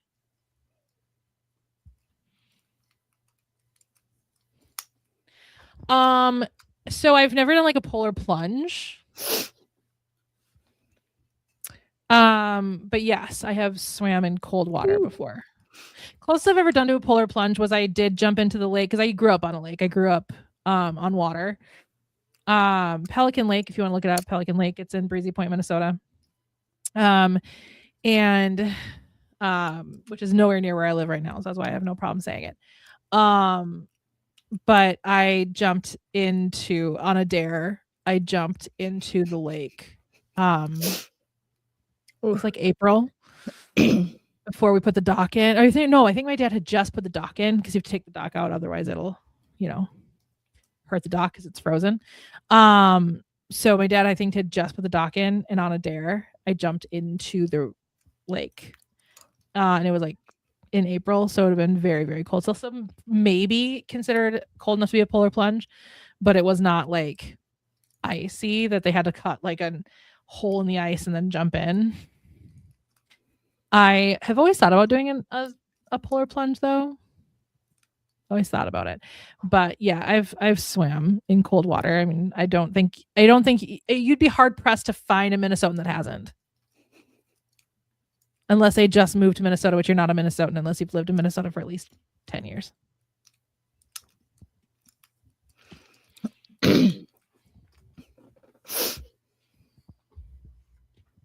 I mean, that's just my own rule. That's not a rule that Minnesotans actually have. No, it's definitely a rule. Now, if you want to be part of a Norwegian family, there is a rule. You have to eat lutefisk. Just once. It's rough. Even I don't eat lutefisk. It's so funny because like my dad's like, you should try it again. And I'm like, I don't want to try it again. And he's like, no, you've only ever had it when my mom made it. And my mom was a terrible cook. I'm like, your mom was a terrible cook.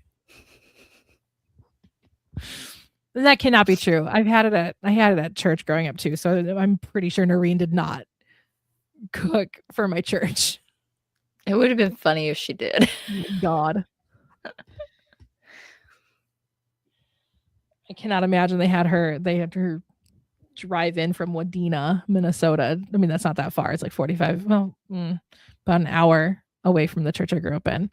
But we would have it at church too. And my dad would always make me eat it. Well, my mom got to eat meatballs and spaghetti. I don't want spaghetti, but like she got to have friggin' meatballs. And he's like, because she's an adult. I'm like, fine, when I'm an adult, I'm never eating lutefisk again. And he's like, fine. Ta-da. So far, so good. I have been curious about it. Like, would I like it now? Probably not. It's literally fish jelly. Gross. So for those of you who do not know what lutefisk is, it is dried cod. They dry out the cod and then they rehydrate it in lye. Yes, poison. And then they let that sit for like 3 days so that the poison is no longer poison. And it basically has the consistency of jelly. But it's cod. It sounds so gross. I did not make Dylan try lutefisk when he was here one time. Last time he was here, we had him try like a few different Norwegian things. Like, what did you have? You had lefse, you had lutefisk, not lutefisk. You had lefse, you had krumkake. What else did you have? Is that it? Was that all you had, Dylan? Lefse and krumkake? I thought there was more. There's a whole video. I could find it, but I don't care enough to find it. It's out there somewhere. It's out there somewhere on my channel. You really want to look. Yeah. We had Dylan try some Norwegian food. That's fun. Mm-hmm. But I did not make him try lutefisk. I think the thumbnail makes it look like he's about to eat lutefisk because I had him go. And then the picture in the background, I believe, is in fact lutefisk. Because I thought that was more clickable. It is so funny. But no, he tried the good stuff, the lefse. Speaking of which, I get lefse soon because it's almost Christmas. Ooh. And then one of my best friends, Nikki, she makes the most delicious krumkake. That's actually the krumkake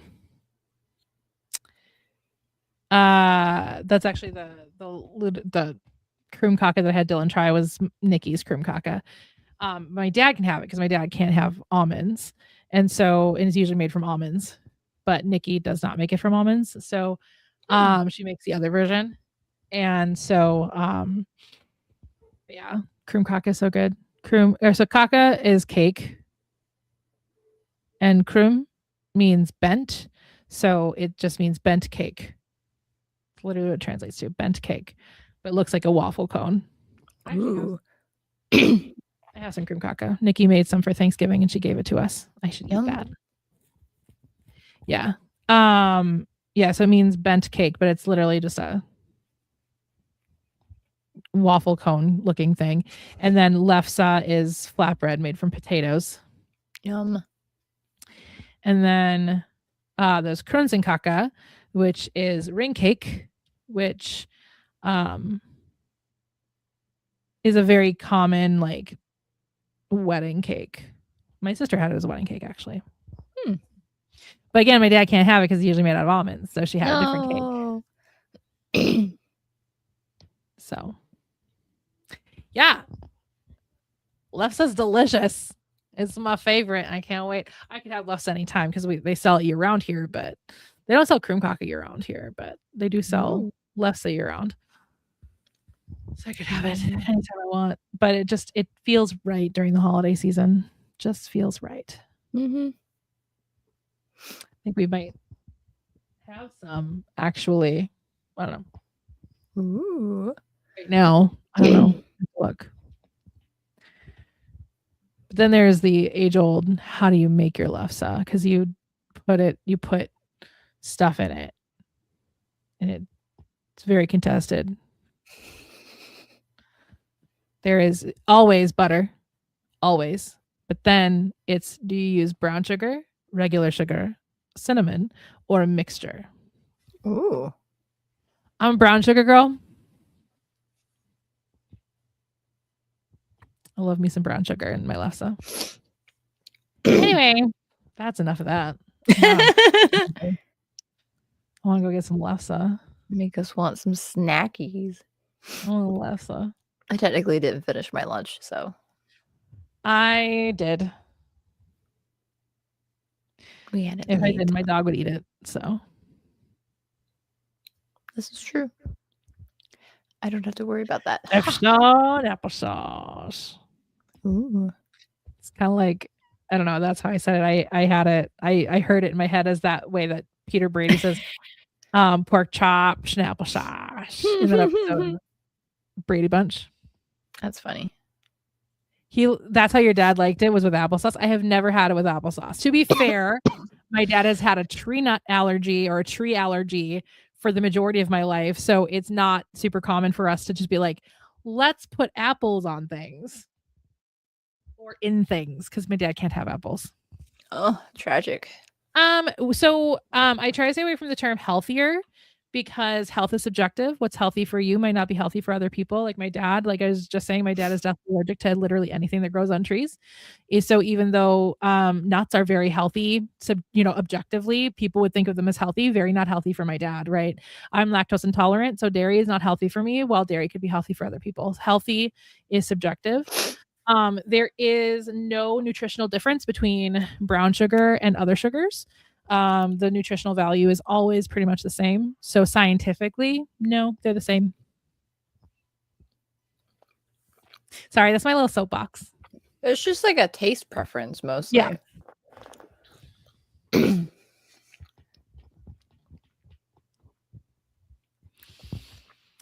Yeah, it could be. So in Norway, it is, like I said, it's either sugar or brown sugar, and then the American, like Minnesota, North Dakota area, we added the cinnamon.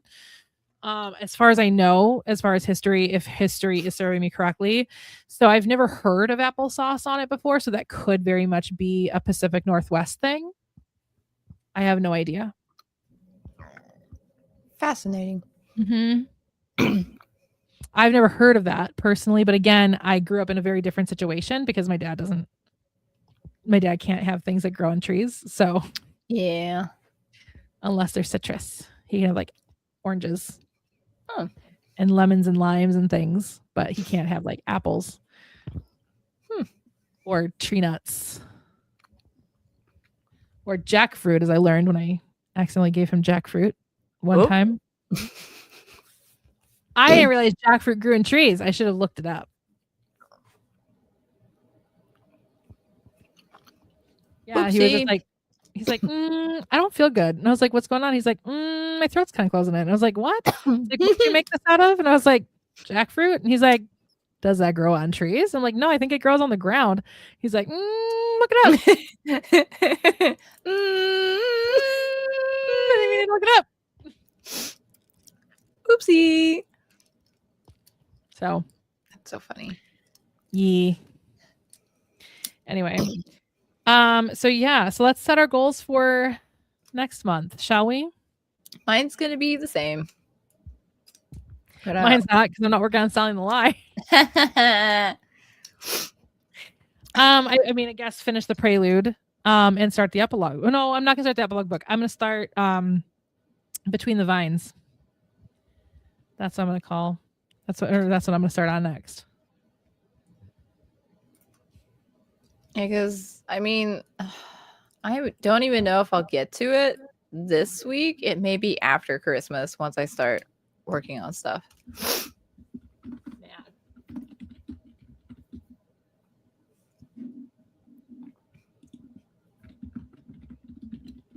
Because there's a lot of like world building stuff that I need to do. That's what I love about contemporary romance. All you have to do, the only world building you have to do in contemporary romance is the characters. That's it. That's all you gotta do. World building though. World building is so fun. And it's so funny. It doesn't seem fun to me. Like, I don't enjoy it as much. So that's why, like, my sci-fi, I'm like, I have so much I have to think about before I can just do the writing. I just want to write things. Sometimes I'll do like a little writing to discover like some of the stuff, and then I just fill in like the more reasonable things. Yeah. I just think it's funny because like the 2025 writing goals that I had could still be relevant. It's just not for the same series.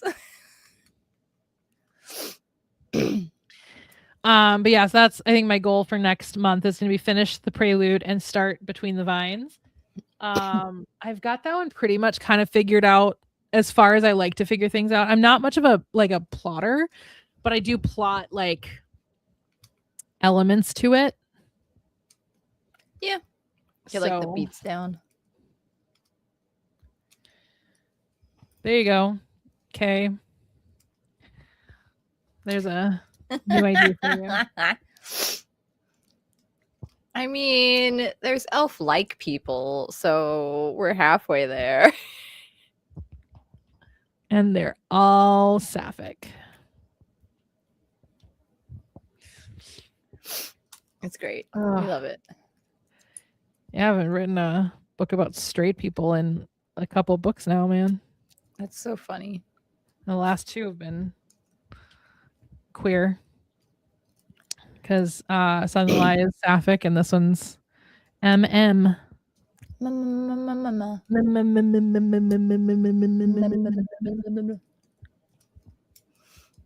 So it'll be weird to go back to that with Between the Vines and be like, oh wait, straight people again. Hurrah. Don't ask questions, Dylan. It just works. You can make anything happen in proper world building. It's a fantasy world. There's magic. Start my Norwegian lesson. Yeah, do your Norwegian lesson. Yeah, not right now. I'm trying not to lose it. You know, I don't have anybody in my life anymore that speaks Norwegian, like as a first language. So everyone's either out of my life because we just drifted or passed away. Mm-hmm. Magic sparkles. A stork named Ted with 2 D's. Oh my god, Dylan, you just gave me the best idea for the epilogue of the prelude. Oh my gosh. I always knew how this epilogue was going to go, but now I've got a whole new idea specifically, and I will be using that idea. Amazing. Don't ask me what that idea is. Don't ask me what the epilogue is going to look like, but because you're going to just have to read it when it comes out. That'll be forever. Kind of will be, because I have a lot to do, because I've only written first drafts at this point. And now I'm going to focus book to book. So now next time I re-enter, well, after the epilogue book, next time I re-enter the Unwritten Rules series, I'm just going to work on hooking up until it's ready for release. Credit you? Okay, I know how I can credit you. I know how I can credit you. It sounds so ominous. Be like, I got you. I got it. I got it. And you'll like it. You'll like it. I promise. Oh my gosh. Oh my god, I need to write it down or else I'm going to forget. Write it down quick. Don't lose it. That's how all good ideas die. They just get lost. A tragedy of our time.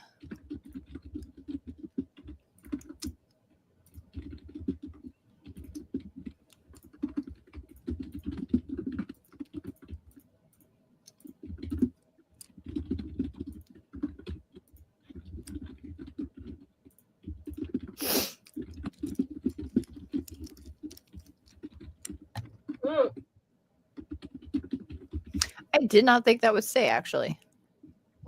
What? What? I didn't think it would stay.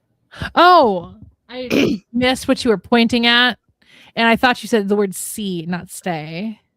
That's so funny. I was like, I didn't think that was "see," and I was like, what? What are you talking about? And I looked at the chat, being like, did somebody say something? No. My screen of what I'm typing. So, like, what are you talking about? See? Chaos. Just driving you a little crazy. It's fine. Clearly. There you go. I wrote down the idea, so now hopefully I will remember it when I get to the epilogue, and it's gonna be so much fun. It's gonna be so amazing, much fun.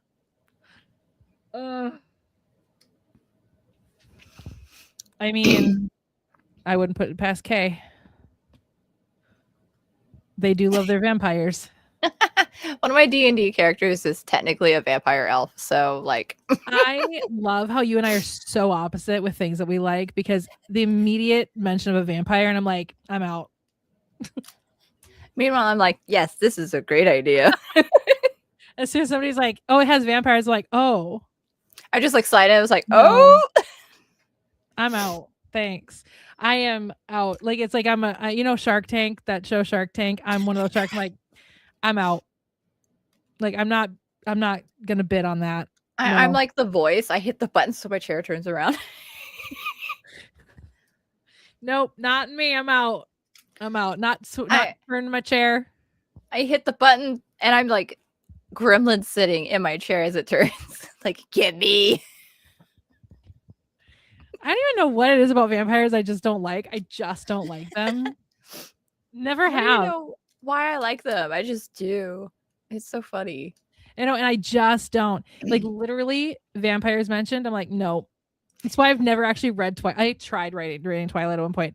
I had no interest in reading Twilight, and then it became super popular. So I was like, okay. So I read the first chapter. I was like, this is terrible. That's so funny. I need to watch The Lost Boys. The fact that I haven't is horrendous. I haven't seen it in a gajillion years. I think the last time I watched it was when I was in college, because that was one of the things that we didn't study The Lost Boys, but we studied like aspects of it. I mean, Twilight's sparkly vampires. Sparkly vampires. I mean, nobody's paying attention to your grammar, Dylan. No, I haven't liked them since I was a kid. Like literally, I have never liked them.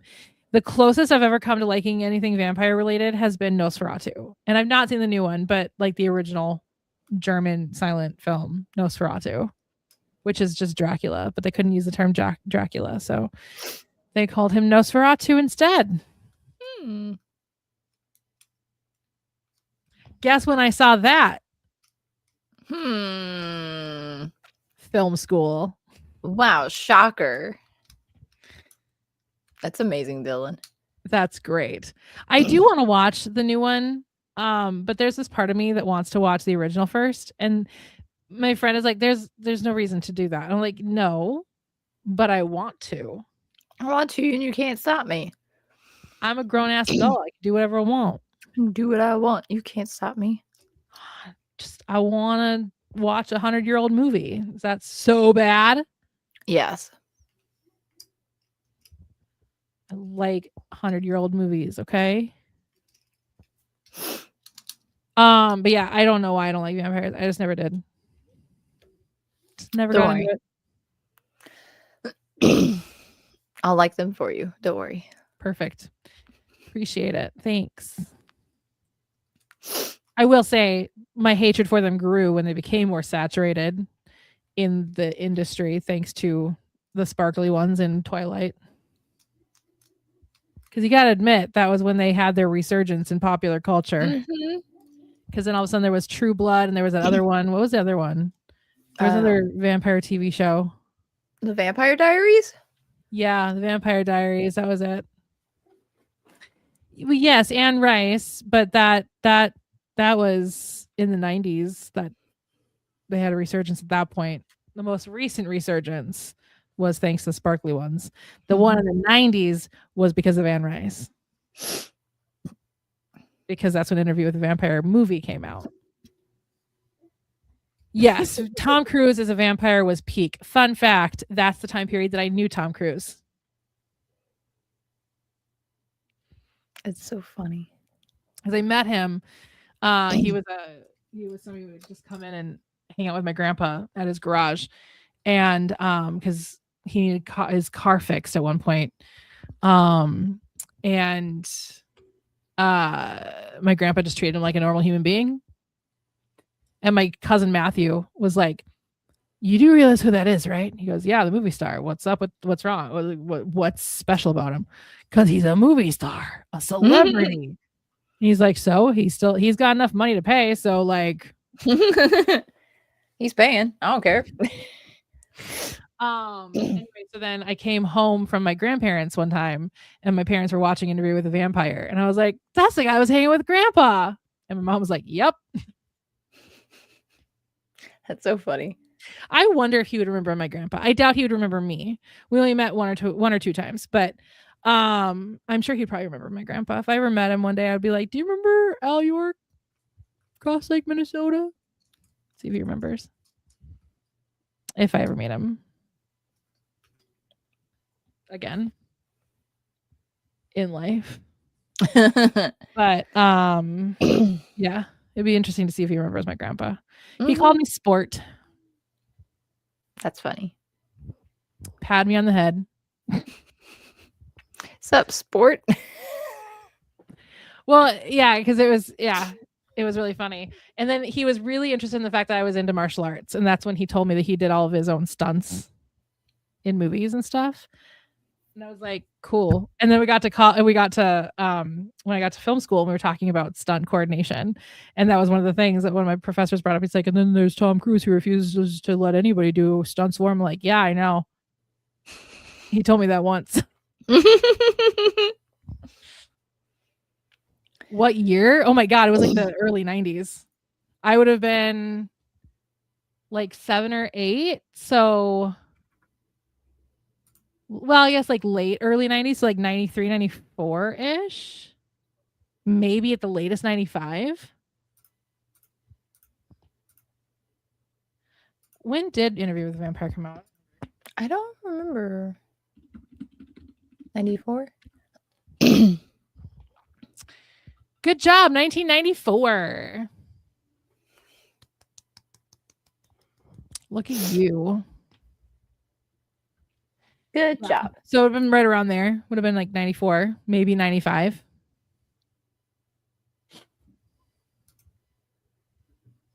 Long time ago. He's still married to Nicole Kidman at the time. They had a house on the Whitefish chain. I don't remember where it was, but they had a house on the Whitefish chain, which is a chain of lakes in the area in which I grew up. So, okay, should we pick a new writing prompt that both of us will absolutely do? Yes, because we 100% do these. Let me make a mess real quick. Perf. Because then I have to probably log off and help my dad with a project. He's itching to do the project, and I'm itching for him to do the project. So, and I'm looking forward to my nap. Yes. Ready? Go. Stop. Oh. Whoa, look at that. Oh, it's a mystery. Ooh, I can't wait to not do it. We're totally doing it promptly. Watch us both do it next month. The last two things on the list: a yoga mat and duct tape. Okay. Interesting.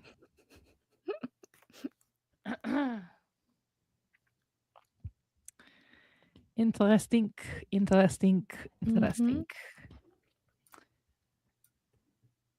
We love to see it. It's actually a very interesting mystery prompt. It's a very short prompt too.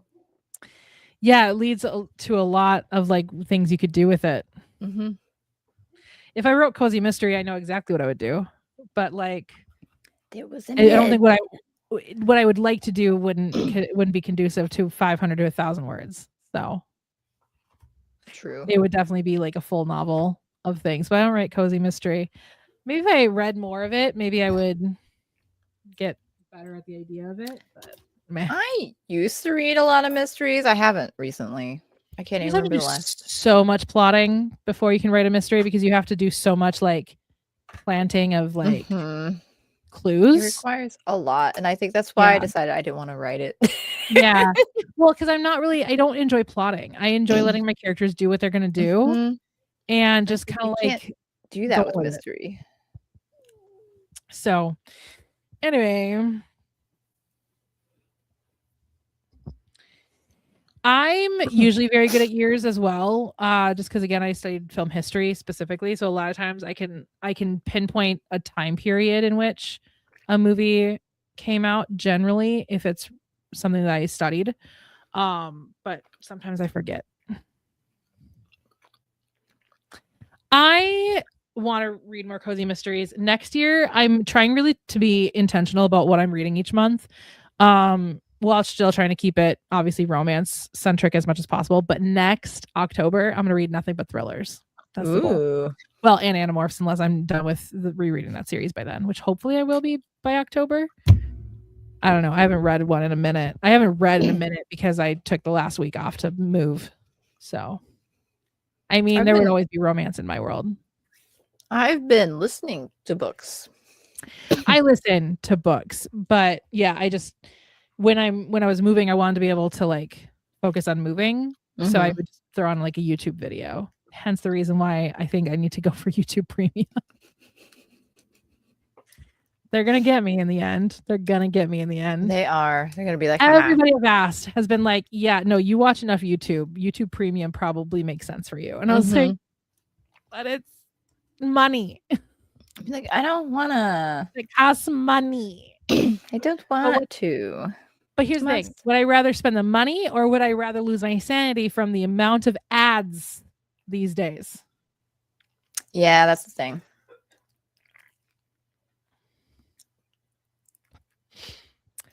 I'm starting specifically. Well, I'll write that down. I'll look up some of her books, but I'm starting with what I own physically because I read so many things I don't actually own physically, and so I need to get through some of this that you can't see in the background. You can see hints of in the background.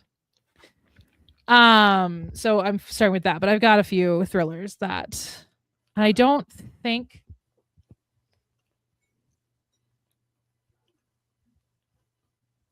No, I don't have any of her books. So I'll look her up.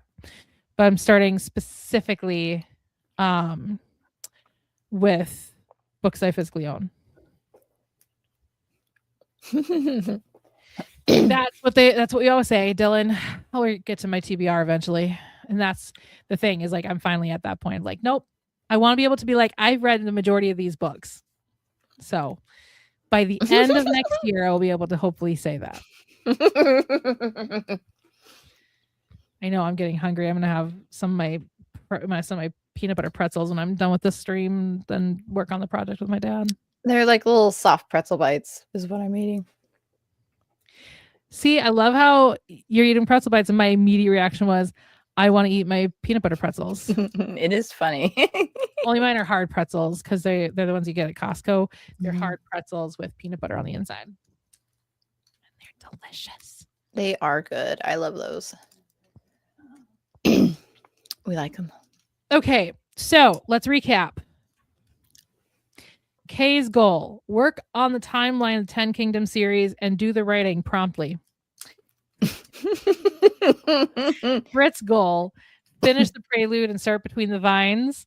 Do the writing prompt. I mean, to be fair, haven't I already kind of started Between the Vines because I did so much research this summer with Vineyards? Technically, yes. So I guess it'd be more like start writing Between the Vines. I did so much research this summer at Vineyards. I wanted to learn the way of the vineyard. Like I went to 2 different vineyards to look at their vine to wine tours.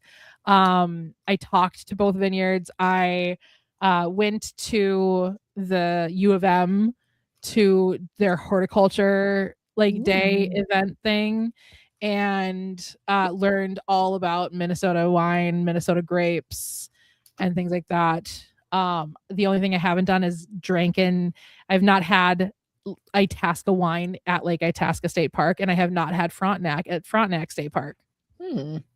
So I have to rectify both of those. We are Frontenac is easy. Frontenac's only like an hour and a half away, but Itasca is a bit further. But we're planning a trip to Itasca too. Fun. There may or may not be a new channel that I'll be posting on for that. Stay tuned. Stay tuned. So funny. Because I might be tripling up my channels actually, because there's another channel I have that I'm going to bring back to life, rebranded in May. Think about it. I already talked about it a little earlier in the stream. Anyway. Yeah, it's only the best snack. It's so good. Anyway. All right. And then we have our writing prompt, which is the last 2 things on the list: a yoga mat and duct tape. So will we do the writing prompt? You might even do it. Do it, Dylan. Do it. Just do it. All right. Kay's going to take a nap. I'm going to have a snack and then work on a project with my dad. Thank you all for joining us this live stream. Hopefully next time I won't be at Voyagers National Park. Next time, hopefully I'll be back at my house in front of, my new YouTube background. Yeah. I don't know what you want from me. What do you want from me? Oh my God, I haven't thought of that in a long time. What is that? It's Adam Lambert. Thank you. I could not for the life of me remember who sang that. Oh my What God. do you I want from me? haven't thought of that song in a long time. I mean, that's fair. Adam Lambert's great. I have a lot of like goals. I'm setting a goal of writing 500,000 words next year. Ooh. Instead of setting specific goals of like how many words I want to write each day, I'm just having this overall goal of writing 500,000 words next year. To be fair, I'm actually really close to that already. Without putting in, because I'm a little behind on inputting. No, I'm not. I guess I got caught up yesterday. I'm at 463,090 words right now. So nice. I mean, it's super doable. So that's my goal, writing wise for next year. Another one I have is just to up my workout plan again.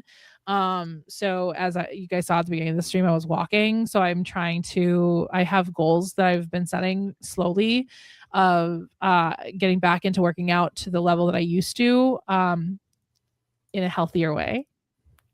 That I did when I was in college, because I ended up injuring myself a second time, because I injured myself as a kid. I injured myself shortly after college, and I had to give up a lot of my activities because of that. So now that I'm done being afraid, I'm just getting back into it, but I'm slowly working my way back up. So I have one more thing that I'm going to add in 3 times a week for my workouts. It's going to really bring my life joy, because it has to do with martial arts. Yay. I miss martial arts a lot. And then, I mean, aside from that, just take better care of like my hair and skin. Not that I haven't already taken very good care of it. I have rosacea, so I have to take good care of my skin. Otherwise it's painful. But like, just taking better care of my hair and skin. I'm almost 40. It's time for me to like really be focused on trying to really like, I don't want to say not look 40, because like I'm very happy to look 40 if I do. But like learn how to be good with the way I look, if that makes sense. And I think taking care of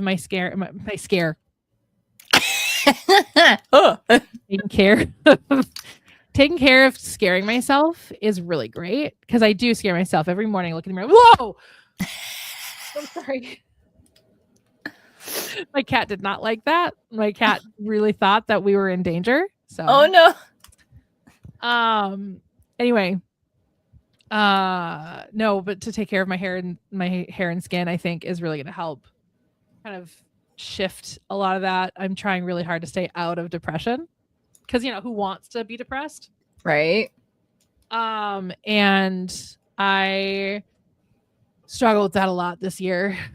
So, I'm taking steps to try and mitigate that for next year. How about you, Kay? Do you have any New Year's resolutions? Not really.